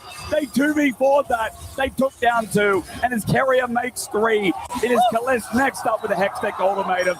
A triple kill for a Camille support. And Pace played that so incredibly well. Kalis tried to be the hero for KC, but it's not enough. Faker's going for the end. Yike wants to try to save it. Maybe the game isn't over just yet. Let's see the death timer. knows? It's 15 seconds on Don't Yahoo. look top, Jack. Don't look top. Sonic Wave. I think Golden Faker might be dead. You're right. He's probably dead. Unleash the power. Yike has a GA, a second life. Oda comes on in. Never mind, it might not be enough. Yike, the last to fall. 41 kills in game 1 of our semi-finals at EWC. T1 know how to put on a show, as they're not done quite yet. Faker a little bit low. Busio's defended. It's a shutdown on Carrier, but Owner's on the Nexus. It's only a best of 3, but T1 in the heads of Paris for free. A shutdown, sure, but T1 destroyed in game 1. And T1, they shut down the Paris crowd in game 1. It was hard fought by KC. That's really nice creative plays that we haven't seen from them in the LED. They tried and tried as they may, but T1, as always, they remain. I feel like T1 were just so methodical. KC was finding the skirmishes that didn't necessarily result in much. Yike stole 2 dragons. That didn't result in much. They got the Rift Node. Didn't result in anything. T1 were so firmly ahead this entire game, and they knew they could just win through sheer range. And double TP right here, 2 very squishy carries from KC in the midst of a Xin Zhao. Not that great. I mean, Owner holding the knock up there. Yeah. So as soon as Yahoo TP's in, he gets knocked up and gets pretty much one-shot. It's just, you see the mechanical prowess on this T1 roster in every single team fight. And KC, they were able to match 80%, 85%. But not 100. It's not good enough. It's not good enough. They've got to step it up even more. A commendable game from KC, but it is a best of 3 with T1 moving to match point, as Dagon is going to tell us how bloody good T1 is. First, let me start with how great that TriCast is. First one here at EWC. Great job, y'all, as it is T1. After a fantastic start by KC, they were rocking and rolling. T1 then put the clamps down and stopped the fun that the fans were having here in France. I mean, it was bloody game since like level 1. I think they tried to force the flash from level 1. We could see 2v2 in the mid lane with the mid lane and support and a lot actions in here. And I think it was just an amazing game. But once again, they underrated Doran. You know what happens if he open up the Jace for him? What happens? I think we'll see. All right, let's see. So this was an attempt from KC to capitalize. Had been ahead in lane against a Shyvana pick. Even with the shock blast missing, able to turn it around and make it a trade. And then a little bit after this, we moved down to Doran being on the bot side of the map and then setting up a play on the back of Carrier's engage. And he just got so fed on the back of these plays. I mean, he was already so far ahead in gold. And I think the lead that he had, he can just 2v3 like whenever he wants, so that's why he brought up the players around him. And I think T1 really did well about using the man advantage and also the item power spike around Doran. I think whenever Doran gets the lead, it was the missing part from T1 because I think they didn't really try to play around him, but this time around it worked really well. Yeah, it's the Doran that we had last year, and especially when supports are more free to play on the map, Carry enabled on this Camille, able to get Doran so far ahead, and he did so good with that lead. And you could also see a little bit at the end of that play where KC start pushing a little bit more, maybe a little bit too much, and all of a sudden it starts snowballing out of control. They find an angle to go at the Baron, and I think it's just a little bit over-eager by KC trying to take this fight here as Kana explodes. Yeah, T1 get the Baron, start to disengage. Some low health bars, like Hayes half HP. Kana's like, I can make this happen. But even though the Fear connects onto Fake, he gets some initial damage. Look at the turnaround, how quickly the Shyvana gets deleted. Yike is quick to follow, Doran shredding through them. And KC quickly realized they were not in a position to punish. The TP flank comes in as well, and it's just absolute curtains for KC in the situation. It looked really good for KC at the beginning, but in fact, they were really behind in gold. So I think when T1 can actually just be on the same page and to turn around, it was just a great moment for them. And again, I think Shiv is not the pick to play against Jace. And as Jack Spectra said in the cast, KC needs something that you can get the advantage from the top side. Otherwise, there's no options here. Yeah, and it is a best of 3, so I am always a fan of trying the gamble there. As soon as the Shyvana came up, you're like, ooh, how's this all work? I guess this is where it goes. Let's see if this is the trump card that they have ready to go. It really did not work out. And from there, T1, as they always do when they have that big of a lead, start to put on the show and make sure they take care of everything, dotting all the I's, crossing all the T's, and in the process, make quite a show here in France. It did get a little chaotic. We saw KC looking to punish Doran, but I think towards the later stages, you saw the goal lead they had, and Owner and Carrier were just thriving in the chaos, fighting, scrapping. We have this moment in the top side of the map where, crazy enough, you have your support Camille getting a triple kill on the back of this play. But there were multiple times where KC are trying to take out these squishier targets, and Owner is just in the melee, just fighting in the arena. I mean, this is one of the great games that you can just pull it off with Camille support. I think from level 1, they tried to play really aggressive as support Camille and Shen, like Lucio Carrier together. But I feel like whenever Shen gets really late level 6, it's like it has no advantage from picking Shen, right? So I feel like Carrier just had really good game plan overall, and this really helps the team to snowball. Yeah, something we've seen really successful into the Camille has been the Leona. Yeah. Jack Spectra was talking about how he was expecting the Leona to come in throughout this tournament. That matchup's been very Leona favored. Instead, going for the Shen, and then I feel like not really able to get that much value out of the ult. Later on, they were using it to jump on targets, but I think just having the more solid lane, the more solid frontliner of the Leona would have had a lot of value. I mean, I think the reason why you're picking Shen is because you can actually look for the kills in lane. I think it has really good kill potential, but with Ziggs, it's really hard to look for some kills because I don't think Ziggs has a burst damage in the early levels, right? I think they try to pick Shen away because they could have Talia Shen combination on the bot side, which is such a global ulti, and also it's really high prior in this tournament, right? So I feel like Camille can still work with the Talia, right? Camille does so much damage, and I think you can just still play around the map, but I think T1 had just overall better said after their victory against AGAL, it was a relief that it was I guess, it helped them realize they are going in the right direction. They were wondering, are we doing the right thing? Am I the right guy? After that victory, it helped. This gamble here did not. He's going to have to go back to the drawing board to bring this Parisian crowd back to life because it roared when it started. But once T1 got rolling, the T1 chants were all over the place here at the STC Arena. After this short piece of content, we're going to come back and see, will it be T1 closing this one out 2-0, a step closer to becoming the first ever organization to be a two-time game winner, or will KC push us to a game number 3?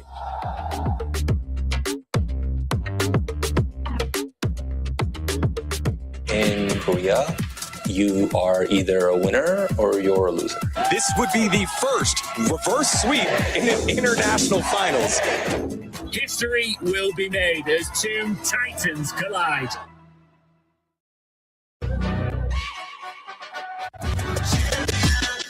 This ain't no regular thing. Came for the ring, you know what I mean. You see my name in the lights, better get right, I'm champion.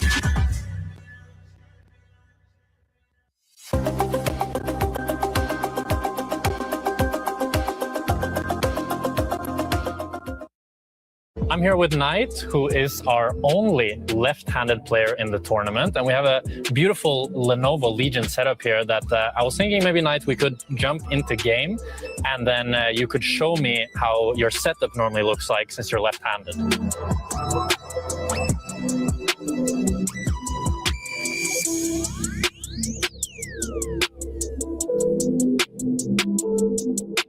I wanted to ask, do you feel like being left-handed has been an advantage or for you?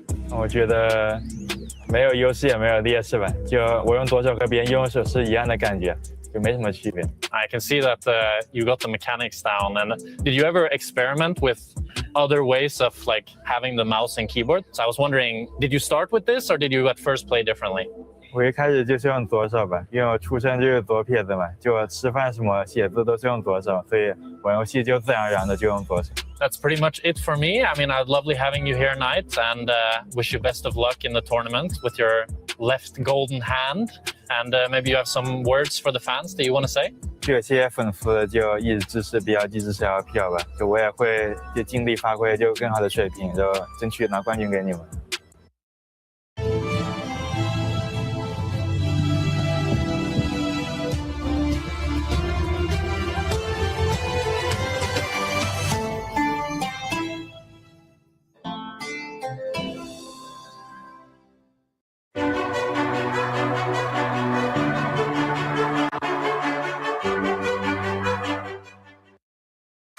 I'm over at the Kidia City Grid, joined with the lovely Glitter to give us an update on what's happening club championship-wise for Free Fire. Yeah, because we are in our finals right now. We're only 2 matches in on the day. It was Bury Ram United Esports and Twisted Minds that won the first 2 matches. So already kind of going in the CC direction, right? But we do still have Falcons in here. We still have AGAL in here. We have RRQ, SAUL, we have MIBR. So there are a lot of CC teams that could potentially get some points on the board for themselves. And considering this is Falcons' last opportunity this week to really do well for CC, this could be big for them. This has to be, right? But Twisted Mind's actually a great organization to mention because last year as well, they were pretty close. They're getting there. They were placed 4th. Yeah. So if anything, this could be the year for them to turn things around. But thank you so much for that update. I appreciate it. We'll keep you updated, guys. Anything Club Championship Report related. So stick around.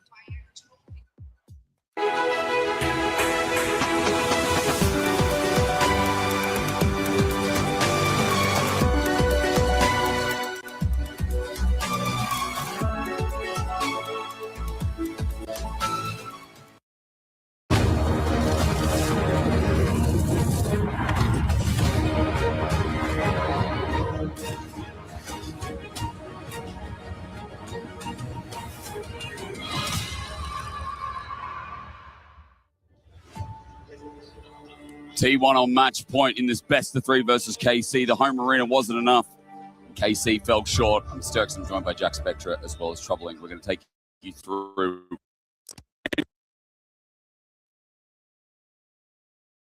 2.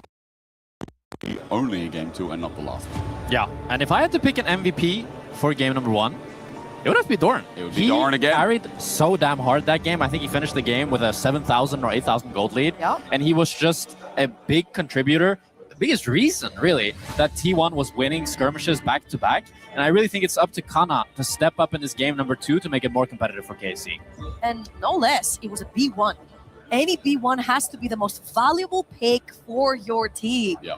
And Doran made it work. He's had some incredible NAR games, and people were like, oh yeah, but that's because he's so good at NAR. That's why it work. I feel like he's been making it work this entire tournament so far. He really has. And look, you know, on the side of KC, let's be real, the Shyvana wasn't able to punish. We know Kana as one of our best laners in the LEC. That's his strength. But he's not Mirwin. But he's not Mirwin, where Mirwin, at least in the 5v5s, can turn the value. Shyvana's now off the board for what that is worth. As Renekton, one of the first bans we got to pick a ban in game number 2. Akali also going to match there as well. Nocturne by KC, really worried about these owner junglers. Yeah, one of the things that me and Trouble talked about after game number 1 is we think this should be a much slower game for KC, especially because they were kind of getting outpaced, I'd say, by T1. They tried to match the pacing, but now I think it should be slower, more methodical for them. As we'll see if maybe the Cassio will be the first pick for T1 here, especially with that Syndra being taken out. And Jarvan also, right? That's an owner pick. And Cassio, obviously, with Syndra out the way, Orianna banned, becomes the primary pick. Really hard to find a counter for, especially with Akali banned on the first 3 from the side of T1. And let's see what Yahoo has in store right here to play into the Cassiopeia. Hasn't necessarily been an easy lane for anyone. And T1 took away the Akali as well that we've seen into this Cassio. Is it just going to be the Sylas like that? I'm not a huge fan of picking Sylas before you see the ultimates, as I don't think the champion has enough value if it doesn't have great ultimates. And we'll see what KC decide to pick up. The Anivia, I mean, we've seen this Anivia quite a bit. Got it yesterday. I think Anivia works very well here into the Cassiopeia, can be really annoying with all the slows, and it's the Bard. I wanted to talk about the Bard earlier. I mean, Bard, both for Keria and Busio, are such standout picks. Like Keria, best Bard in the world.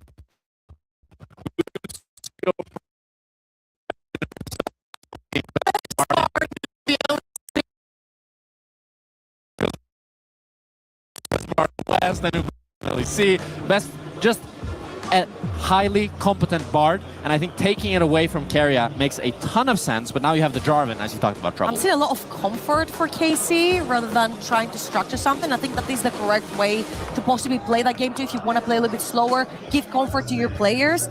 Honor with the Jarvan, of course, makes a super strong 1-2 in the mid jungle. And what they're going to just pair this up with, because there has been some support sliding in on 3 here, but it could just be just a blind top. Yeah, Mbessa blind here. Full top side? Mbessa, I think, is a very, very strong champion, especially with the fact that they banned Renekton and the Poppy. Not a whole lot of answers. But you can for also, KC. I mean, I will just say, you can also flex that Anivia up in the top lane as well. For the Ambessa early, how annoying is it with the long cooldowns? I would assume that as the game progresses, that would be pretty scary for the Anivia, especially once that Mbessa gets level 6. That is fair. In the side lane, as long as she has that public execution. I love the Estral for Kalist. He's been so good on it. Especially as against well. Jarvan. Yeah, it's great into the Jarvan, great into the Mbessa, even good into the Cassio as well. And it's also kind of a takeaway from Pace. We saw Pace absolutely smurfing on the Estral as well. And Estral Bard, it's a known combo. It's great. Both of them love to play against each other. Estral can just clear waves, Bard can go roaming around, and Busio can do what he does best, working with his jungler and helping out his team. It's been permabanned versus Kalist this entire time at EWC, so he hasn't had the chance to do that. And this is a very uncharacteristic structure of draft for KC. We're very used to seeing them pick their entire top side in the first 3 for a couple of drafts now. So they have broken that standard just a little bit. So now they need to try, and emphasis on try, and ban Keria out. And what is very scary towards that bot lane, because they're banning the Pyke, which is very fair, a very heavy roaming champ. However, Keria has made a lot of things work, from Leonas to Nautilus to any of the traditional supports, if you will. Yeah, I think KC, they got away with a draft that I really, really like thus far. I wonder if they want to try to take out some Enchanter supports, perhaps. I think the hyper carries for T1 could be an option, unless they want to send the Cassio down in bot lane. I think they're going to put the Cassio in mid lane, because Cassio into the Bard and Estral, especially after level 6, once Bard gets that Tempered Fate, is going to be really, really annoying for the Cassio to play into, as you also get outranged by the Estral. So I think something that can have some either engage into the Estral or match that range, something like the Jhin, as we've seen quite a bit into it, would make a lot of sense. I wouldn't mind seeing a Caitlyn Karma-ish lane I feel like Karma is very empowering to the Jarvan in the early game as well as the Ambessa later on in team fights. And it is definitely one of those lanes that does challenge any sort of Ezreal lane. And especially since you leave that Caitlyn alone down ball, she's pretty happy to start hitting those towers later on. And as the Lucian and Pyke are taken out, I feel like either a Jhin or a Caitlyn lane would be coming through for T1. Unless they go for mages again. Yeah, we'll have to see. But Doran being set up for a lot of success here. 3 top lane bans targeting out Kana. We'll have to see what he can play into this Ambessa now with Vayne, with Gnar out. I would love to see something that's a winning matchup that he can look to abuse, but they might have banned all the good like ones. a Showmaker copy pasta? A Showmaker copy pasta? Oh, a Cassante. But he doesn't play Cassante in the LEC. He nearly always prefers the Scion. He's going for the Rumble.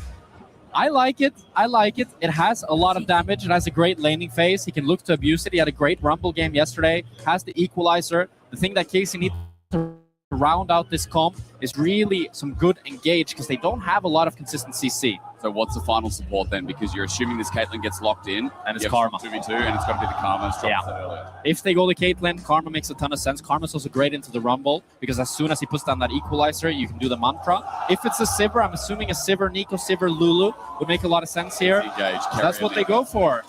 Very, very traditional. And for Yike, he needs something to set up his team. The only thing I can think of to set up a team is a Skarner, potentially, with a big wombo combo.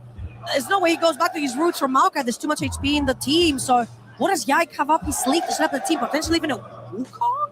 Yeah, I think Wukong could be an option. The problem with Skarner as well, I think it's similar to Maokai's. You have very heavy magic damage. If he goes for this Kiana, I mean, KC, they're going to be playing quite crazy once again because they don't have a great way to start fights aside from that Tempered Fate, and they have pretty much no frontline. Probably their tankiest member will be the Anivia. Anivia, yeah. And they must have seen this yesterday and thought we can do it better as we go to Lou, who's standing by with T1 fans. It has been one of the first times probably that a team makes more noise for KC than for T1 in an arena, but of course we have to pay our respects to this legendary team. I am joined by Kifan, who's a Chinese fan who speaks French. Donc Kifan, merci déjà d'être là. Moi je voulais te demander pourquoi est-ce que tu soutiens T1 ici à Paris? Oui, je soutiens T1, grand fan de Faker, mais aussi fan de toute l'équipe T1. Voilà. Évidemment, fan de toute l'équipe T1, so I'm a big fan of Faker, obviously. And my next question is going to be about, you know, the KC crowd. You're here in Paris, and they make a lot of noise for a KC. So I want to know what you think about the mood, the vibes. Tu es pour T1, mais il y a énormément de fans français qui font du bruit pour votre adversaire. Qu'est-ce que tu penses du mood ici? Le vibe, c'est vraiment impressionnant. T'entends tous ces bruits-là qui continuent de chanter. Aussi, voilà. C'est tout ce qu'on attend à Paris avec cette ambiance-là. A lot of respect. I imagine they make insane noise. This is very impressive. We'll see who is the best team on this game too. Thank you so much for joining me. And back to the game.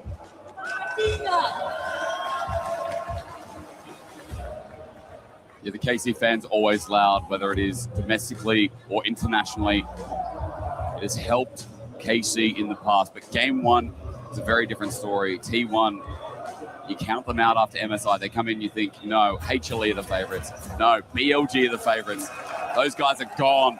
They didn't make it past the quarterfinals. It is T1's story yet again as they run into game two on match point versus Europe and the West. Last hope. And KC are going to need that help from the fans, but it's a very different draft in game number 2. It's a lot more methodical. It's a lot slower. We're going to see how Yehu can pressure T1. We're going to see how Busio can land those Tempered Fates, and it's a lot of non-committal engage. If the Tempered Fate doesn't land, you don't have to go for the fight. If Yehu doesn't find the stun, they can back out. Yike has so much mobility, and they have the equalizer as well, and the poke from Kalist. They have so much range that I think they can really look to showcase their league IQ. I'm just a little bit worried because we saw, that's what I was saying.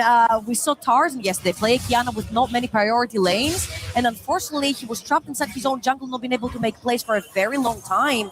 Those lanes don't have a lot of setup, and owners now bully. It's just like last game, and we're going to have a level 1 fight. Yeah, who is looking to zone off Faker while Busio tries to cut off the choke. Kerry got really low before, Cosmic Fighting doing some damage.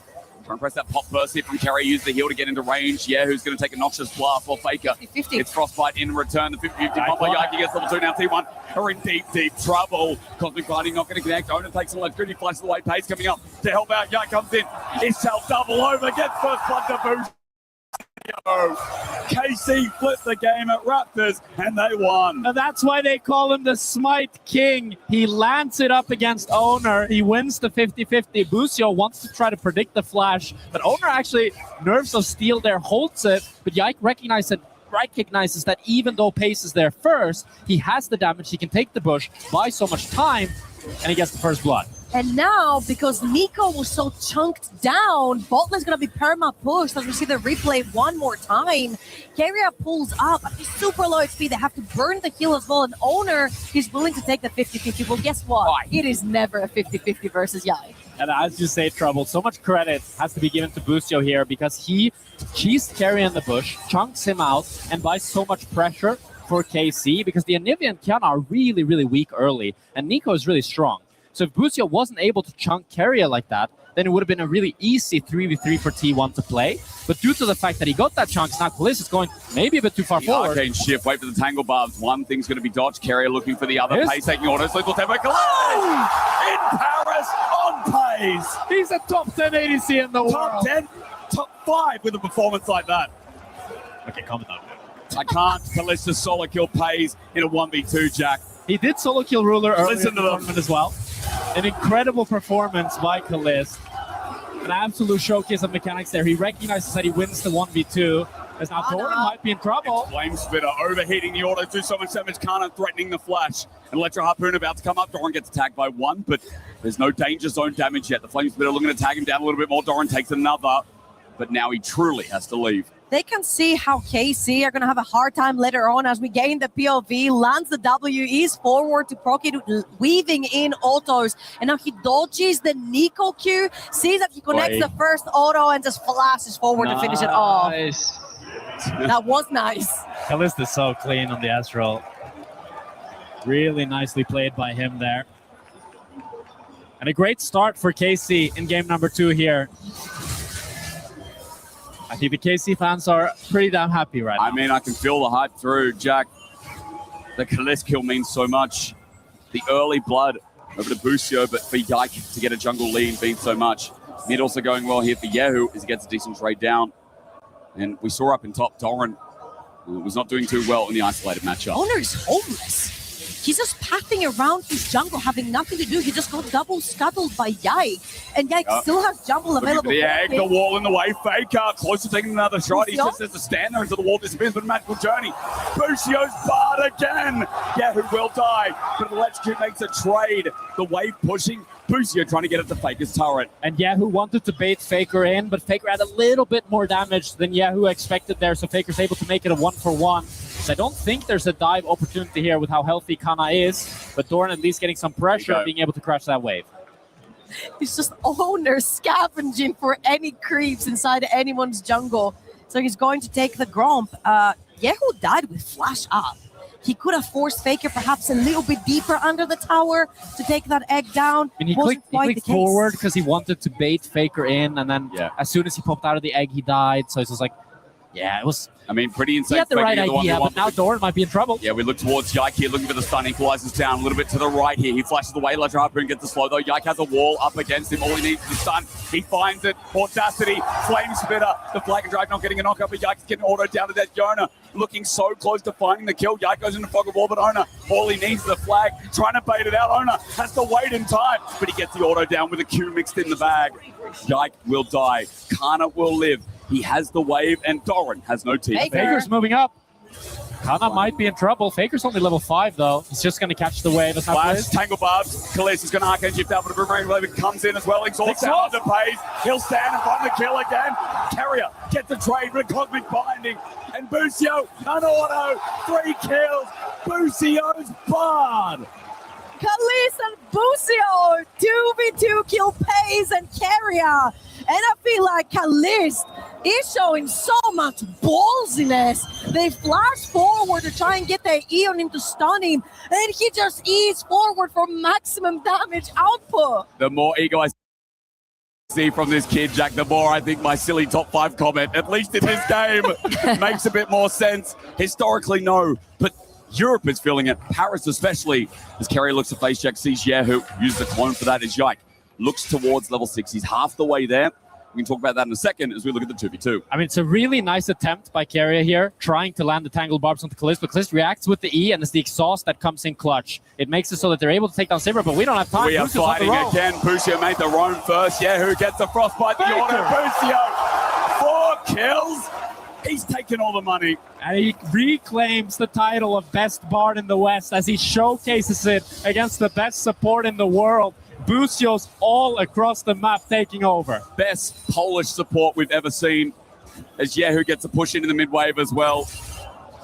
My co-casters shaking their head. The fans out there nodding furiously. Busio, the angle, great, but owner's waiting here. Maybe a bit of a bait on the hunt. Busio's isolated, can't on get out. He flies away, Cosmic finding pace. Has to remember it's a shutdown for the jungle 1v1. Yike almost finds owner, but he gets away after the flash, after the cataclysm. It is a T1 win. As Yike waits in fog of war. That's not the real Carrier until now he transforms back. Jack going into the pit, Audacity out. He presses W. It's smooth from Yike to survive almost certain death. Him spawning Dragon or attacking Dragon at that time to be pushed out. Going in deep, it's not done. Petrifying Gaze gets Yike in the back end. He tries Audacity out, but he's just dead. Faker will take 1. And we have 12 kills at 8 minutes. And Faker there, he knows that Yike started the red buff, so that the red buff is going to spawn there as now Doran is looking to fight. We don't have time to talk. Owner's here. Kana's going to overload though. Doran might be in trouble. Equalizes down. Doran gets out of it with the Drakehound step. Here we go. Flames for the auto as well. The 1v1. The flash. Kana. T1 revenge. 6 years since his title, but he 6 years of class. He just threw in T1's face. And Faker died. Meanwhile, Busio was mid trying to re-kill Faker, and they succeed. We thought this game might be slower. We thought it might be more methodical, but KC, they're not putting a foot on the brakes. They keep it going here as we watch this replay back. It's Busio with the portal on the Faker. Faker has no flash, has no petrifying gaze, so Kalist and Busio can make light work out of him. That's kind of outplays in the top lane. In all seriousness, please don't go back to NA. Busio, 4-1 and 2. He's riling them up. Look at the kill count. He might not have all the kill participation, but he started this game, and he's really rolling with it here to give KC that 2K gold lead. Hey man, it takes some certain type of confidence to load into a game versus Carrier playing Bard on his skin and having this performance. Boost has been absolutely incredible, and KC have accumulated a 2,000 gold lead, the first lead in those 2 games that we've seen so far. And it's 3 grubs for KC. T1 looking to try to match it with the potential Drake. But Owner still wants to clear his bot side camps. As Faker starts the Drake. Do they want to rush it? Oh. I guess not. Just checking. First Dragon of the game, Pays. Is he in trouble? Boost just spotted an award, crystallized down. Pays takes a heavy chunk. And with the Electrocute after the Glacial Storm, almost half HP. But I think we're seeing the difference in composition here, that it's so much easier for KC to go for these chunks, to be really annoying against the T1 lineup, something that they didn't really have access to in the last game, where it felt like they had to go all or nothing in every single fight, and it makes it so much easier to play across the map, as Kana is looking to continue this 1v1 against Doran. Doing pretty well. He's down in CS, but he's got 2 kills to his name after he survived the 1v2 before. Looking for that excess of Genomite up on that top turret. Will not find it for now. But Kana keeps on pushing up, and that's where also you're seeing a bit of the gold lead happen. Really importantly, Trinity Force completed for Kalist, both of his summoners up, and with Dragon coming up right here, Bush is going to reset, and they could probably look to contest. Extra giving Doran a bit more confidence here. Kana about to overheat out of the danger zone. One more flame spitter would do it, as Dragon's going to start hit for T1. T1, they have to be careful here. With Trinity Force on Estral, as you said, trouble. Kalist is so damn strong, but Carrier... Carrier only finds one, but Arcane shift out. Carrier's not going to get a target at all. Yike gets popped out as well. Gary puts the wall down. Supreme Display gets 2, and 1 that matters, with Carrier dropping down. And Kalist continues to read Carrier like a book. He had no vision, but he knew that Carrier might look for him. He reacts just in time, and Carrier ends up falling. It's a Drake for KC, and it's full map control for KC in game number 2 here. Bot lane push, mid lane push, Dragon taken, and Kana has been doing a fantastic job at building a lead into Doran. All lanes for KC on full force. So where does it go from here? 3,000 gold, no objectives up. KC looking for that first item on the Inhibitor especially, but Yike will be looking to play for that first item as well, as T1 got caught. Yeah, pops the ult right here onto the Nico Kalist, just ease out And then that was a beautiful wall for Yehu that forces Carria's pathing towards Yikes. Oh, that's how they capitalize on him. Take the dragon, push out the lanes. Beautiful sequence by Casey. And the Anivia Kiana synergy, haven't seen that one in a while, but they utilized it so well there. Yeah. As I do think that the one scary thing for KC is the fact that Doran, while he is down 300 gold, he's still scaling very well this game. And as he gets his items, the public execution can have so much value in these fights, and he can really wreak havoc on this backline because there's very little CC once he gets on top of that backline. Green Bay Raptors, KC looking for their angle once again to steal away a can. Yike Smite gets it first. Owner does Flag and Dragon. He cataclysms on the Booster. Magical Journey going to be taken out. Yike decides to switch elements. Khan is waiting there for him as well. Electro Harpoon gets to slow down, but there's no more. Crystallized down as well as we look towards 1v1 in the bottom lane. Pays first till it's going to happen again. Exhaust down. Bliss in lethal tempo. No way! Dead again! And Kalista just styling on him in Paris. The crowd is behind him and he's feeling himself with the exhaust. Solo killing Pace once again. Let's see the POV.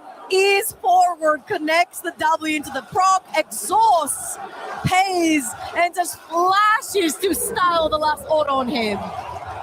In live, the crowd is roaring with Kalista's name. Kometo can't believe he's about to take his headset off and throw it. He's and this absolutely is the KC, unreal. When KC, they still have more fights here. I mean, the mechanical display from KC here. This is the KC we saw in LEC. They were able to outplay every single team in the skirmishes. I think their mechanical prowess is right up there with G2. And we didn't see that in MSI. We didn't see it whatsoever, but we all knew that it was there. And I'm so glad that we're getting to see that in EWC, because this is a team that has such a high ceiling as Pace, has no flash here. Boost, oh, he does a lot of damage though. Boost has to back off. Yeah, that's a one-bit item Pays. So even though he has been solo killed twice here by Kalist, he's keeping up in gold somehow. Great ability. T1 still, it's never out until they're out. I mean, we've got Herald coming up, we've got Dragon. First one went over to KC. But remember, again, KC still have to run it home in this game, too. And I feel like Yehu has been doing such a fantastic job at depriving Faker of CS. He did something incredible with his wall that forced Faker to walk all the way around his jungle to try and catch a double stacked wave underneath his tower, which he missed a lot of CS of, whilst Kalist was 1v1 in pace down that bot lane. A 30 CS gap over in the mid lane in favor of Yehu. Yeah, it's been really annoying. The one thing that I think T1 has is as the game progresses, Sivir will get really, really strong. Cassie will get really, really strong. And in a pure DPS fight, T1 definitely have the advantage, but the fights don't stop. Booster's going to be cleansed away, has numbers advantage here for T1. Pop Blossom going to come in as a miss. The Scream plays talent, tries to get Yike out. What Doran? Doran's angle is demonic. He doesn't find a target just yet. He's going to flash onto Yike instead. Chilling Smite gets him out. While meanwhile, TP in. Yeah, a bit deep. Petrifying Gaze not going to connect there while KC get themselves out.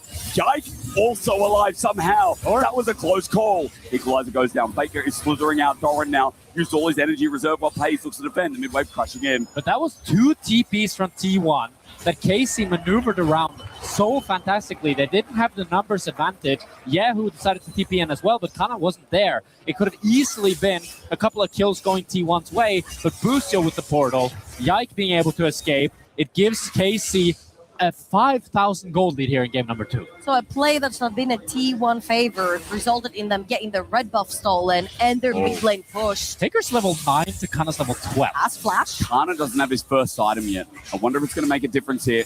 Faker, danger zone there, Electro Harpoon. Okay, now spotted out. Kana's going to back away while Yike and Yehu were moving up this river. Looks like Herald is what they're going to be starting off with Twin Fang after Twin Fang comes through, but not enough significant damage to change what's happening here. And the Pop Blossom being invested from Carrier and the Petrifying Gaze and the Ultimate from Owner, it just means that this Herald is completely free for KC. They even get a ton of damage on this mid tower. And the luxury of getting this mid tower so low is that you don't have to use Herald on it. You can get this mid tower with just the pressure of a move from a side lane, and then you can invest that Herald with either a tier 2 bot or a tier 2 top, or break open the map and even use it for Drake. And if you look at who's on the side lane, it's Faker and Cassiopeia. If you open up a side lane tower, Jack said, with the Rift Herald, Faker is in immediate danger, especially since there's a Bard in the game that can come at you from 3 screens away. This TP, will it be joining this Dragon that is now on the menu? Casey with the first, as stated before. No one looking at it for now as Owner clearing topside. And Yike has a lot of camps up as well, so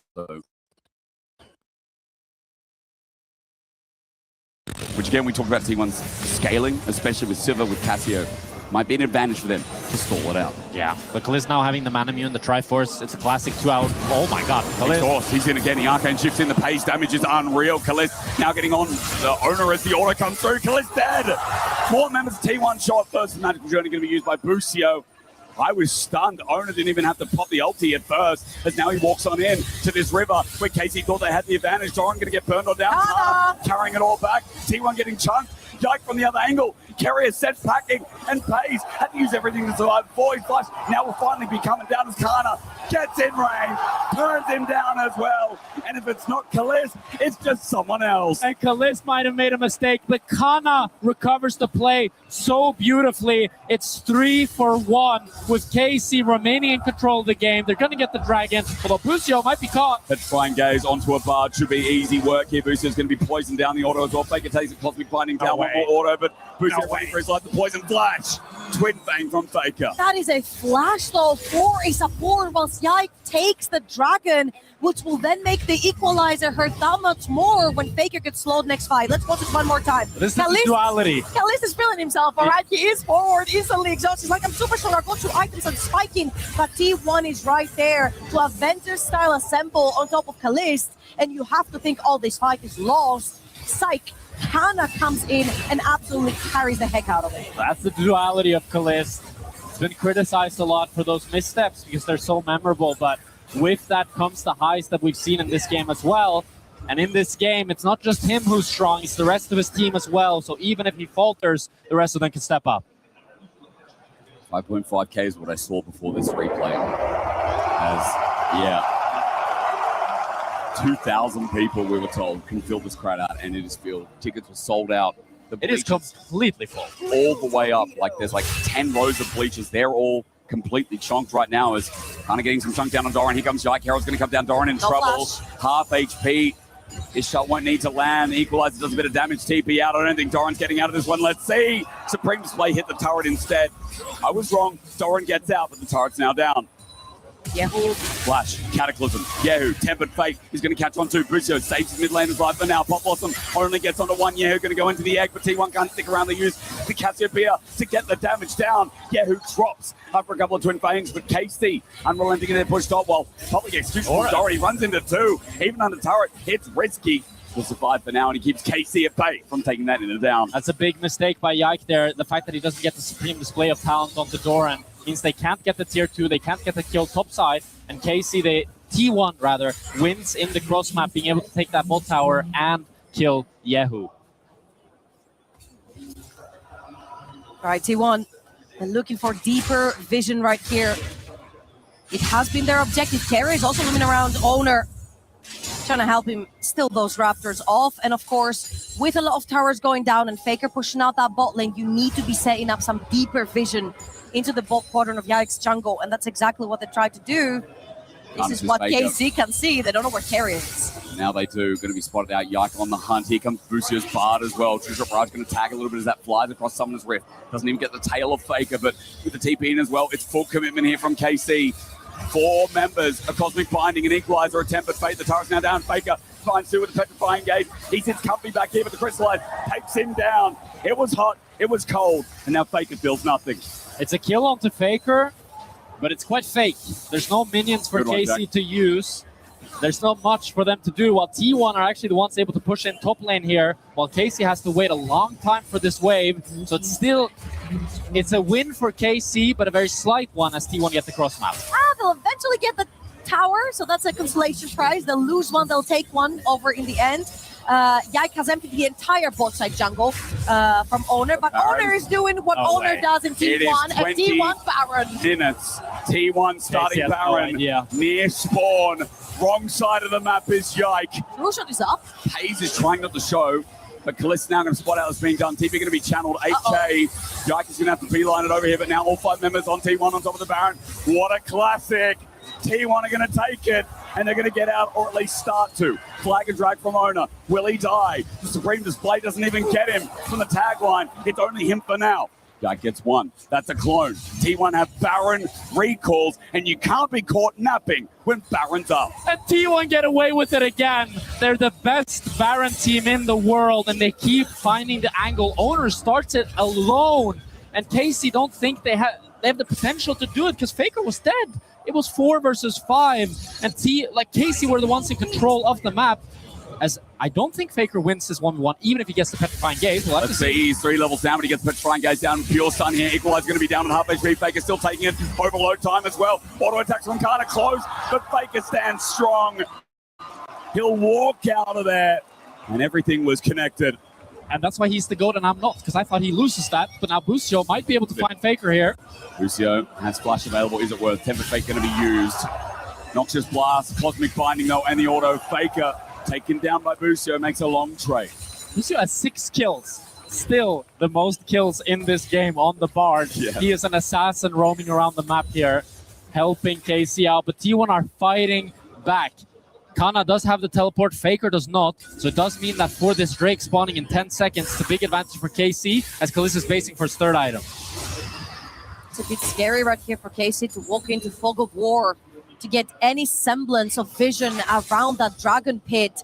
But yeah, it doesn't need much vision, he just needs to be in the pit to make it advantageous for him. Coming through, he's a TP flank as well. Cataclysm being helpful now. Owner gets chunked on out. Supreme Display is enough. Owner down. Doran now, his TP is going to be way too deep. His T1 have already lost their jungler. Doran goes in, finds a good setup. It's a 1-for-1 for now, but the setup, Busio almost gets the stun. The damage from Kalist, his range, scary as ever. As Carrier runs through his life, there's no Electro Harpoon to catch him by the tail. KC open their mouths and say go. And now Dragon is going to be started. It's a 1-for-1, but KC have the numbers advantage. Petrifying Gaze, face checking again. Kana caught out, flush away from Faker. Gets out of the Tempered Fate. Busio there to cover. It's on their clone block. Carry didn't have enough mana to get over the wall. There's no smite. KC the damage. Enough. Dragon secured at the cost of inner turret. A mid lane is just going down, and T1 focused elsewhere. With both junglers, no beam there, no smite. T1 had a chance. But let's watch this one more time. Yehu and Yike have been combining the wall plus Kiana ult to catch T1 off guard. Really nicely played by Carrier here, getting the Pop Blossom onto Yike and then the CC chain from Doran. If they weren't able to take down Yike here, it would just be Owner going down in a free fight for KC. But with that, they get a slight cross-map, some plates on mid at least, but it's still a big win for KC as they're now on Soul Point. Busio has no Tempered Fate. Carrier's going to be spotted out. Tangobar's going to connect on him as well. Busio looking for the angle. Rank shot's not going to connect on him either. Owner thinking about walking up now with Pings getting spotted, or rather KC spotting out his rotation. But KC need to be careful because Doran is opening up towards topside here and Kana has no TP. KC, they recognize, they back off, they reset. Busio's going to get his wards again and look up to set up this map once more. It's really important that Busio walked behind enemy lines. There's literally 4 wards behind the barn pit to make sure that when Yehu pushes towards the top side of the map, he actually feels safe from the T1 threat. There is a very deep control ward inside Yike's jungle on the top side, which they could potentially use, but for now, Yehu feels pretty safe. Oh, he found it. I feel like you can tell from KC's wards here that they don't want to let that Baron Nashor be snuck away again, as they've warded pretty much every avenue that Owner could enter that Nash pit. Doran doesn't have any autos to get his energy back. Pause for a second, he's just going to walk it out instead. Knows he's vulnerable as KC was setting up a play. So a little bit of a lull state now as both teams are just waiting for that Dragon to spawn. Although T1 probably are waiting for the Nash to spawn, as that is their comfort zone. Super important. Time has timed and 3 items have landed in super territory. Ricochets around, couple of auto attacks. KC will just melt. They do not have any tanky member to take those boomerangs, so we'll see if Pace can actually carry while being 1-4 and many hundreds of gold down to Kalist. And the thing is, even though Kalist has the 5 kills, I think Pace is actually stronger right now, considering the champion. Sivir at 3 crit items is going to be doing so much damage. The biggest problem she faces is that she's so low range that it'll be hard to auto-attack this long-range KC comp. And that also speaks to how KC want to play in general. They want to keep T1 at bay. They want to slow them down. They want to annoy them with Yehu's walls, with his slows, with his stuns, and make it really difficult for Faker and Pace to actually DPS. Bell shield against this much CC. How it's used is going to be critical. Yike also won 3 items, by the way, so there is an explosion that comes from Kiana, also the Glass Whisper, to add in some of those tank stats, at least the deletion of. Actualizer picked up by Faker. So a third item here for the Casio, who is 2 stacks away from that Water of Ages. Baron up in 45 seconds. Soul is up for KC in 2 minutes. Faker's going to get tagged out as he spotted moving towards his jungle. Very close to Shadow Flame for Kana as well. Third completion for Rumble would be huge before the next fight. I don't think necessarily KC want to bait T1 into that Baron. They mostly want to deter them from getting anywhere near again. Their sights are set on that Soul, which is going to be Infernal. What a huge Soul to have with a full DPS composition top to bottom for KC. So they definitely want to take their chances. They have 3 out of 4, 1 more remaining. However, they need to set up some vision towards the bot side of the map. I agree with you, Trouble, but KC do Nash incredibly fast. Kiana, Rumble, and Nibia Ezreal. So if they get 5-10 seconds alone time, they would be able to kill that Nasher much faster than maybe T1 would expect. But at the same time, T1 are a team that's so incredibly intelligent at how they play around Nash, and with how much they love to sneak Nash off vision, I would be very surprised if T1 are caught off guard. KC can't hold their fingers off the ward button for now. Control ward spots out nothing in the pit. And it is quite dark around that purple worm. There's KC with an entry ward as Kaliz walks over it. And one outside of the shuffle zone of Baron right now from T1 as well. Bit of damage from Kaliz obviously still hurts here. Ozona looks to face check. There is a bunch of vision for T1 around that bot side of the map. And as Jack mentioned, you can't trick the trickster and sneak in a Baron as KC. So I feel like an Infernal Soul is very juicy right now for KC. Those Qs landing, the Anivia damage from so far away would burn so much with his Infernals. And Busio has set up some vision behind enemy lines, a control ward, an extra ward behind that wall. See if they can actually get a catch towards T1 to start the fight. Busio is bodyguarding this Drake pit right now as Kalist wants to try to get some poke down onto T1. They want to try to make it really difficult for T1 to enter here. Poke them while they want to face check the bushes. Although with the wall, KC couldn't look to rush the dragon, but TP behind from Doran. But it pays. I'm looking at that equalizer. It does the right damage to the right person. They can rush this. Harry looking for the angle, as you said. The rush is going to be gone. It's going to be Infernal Soul. The setup nice from KC. They didn't skip a beat. Yeah, KC able to zone them off there. Owner getting chunked. Doran not finding the flank, and now he's in trouble. But T1, KC knows they have to be careful here. Oh, he doesn't see it because he's around the corner, but the ward spots him out in the end. Blast going to take it up mid-air. Kaliz just going to space him. Public execution used. Pop blossom. Meanwhile, we look at Halsey caught out here. He pulls out the ulti. The supreme display of death is about to occur as he flashes in on top of Faker. Faker won't die just yet, but he does get traded here. KC looking for the round trip to take us to a game number 3. Siva hit up hard. Kaliz running into the enemy. Fears pays not. It is KC with another win. And KC, they want to end the game. They've had the kills. Busio flashes forward. He wants to take down Carry, and KC want to go to game 3. Against T1, we said yesterday was almost impossible. Today seemed like it, but in game 2, the odds in KC's favor. They run through mid. Carrier gets on out, but it is the base that is being delayed. KC will run through mid. It is nothing but Owner to stop this onslaught. It is nothing but Paris to support KC. Owner will drop. Kaliz will show supremacy on the Ezreal. And Carmine Core, a one-step away from taking down the world champions, moving to match point in this best of 3. The Nexus will fall, and Carmine Core move us to match point. I hope people can hear the roar of the crowd for KC. And honestly, that was a hard composition to make work. They had to individually step it up, and that they did. Huge performance by the KC bot lane. Busio with the roam. Kaliz with his prowess on that Ezreal. In forward constantly for max damage output. Solo killing pays twice. An incredible performance by Kaliz Busio. Can't forget Kana either, clutching the fight after Kaliz made a mistake on mid lane, doing so much damage. And you see this game when KC, they have the lanes that they're comfortable with.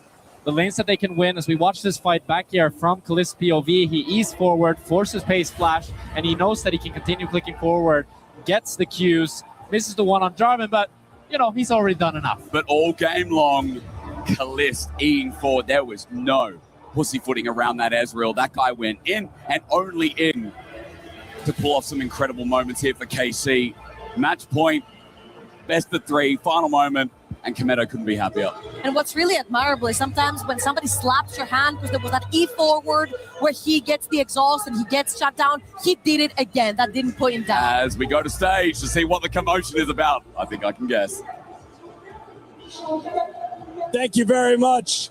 As it is a game number 3, a decider for KC and T1.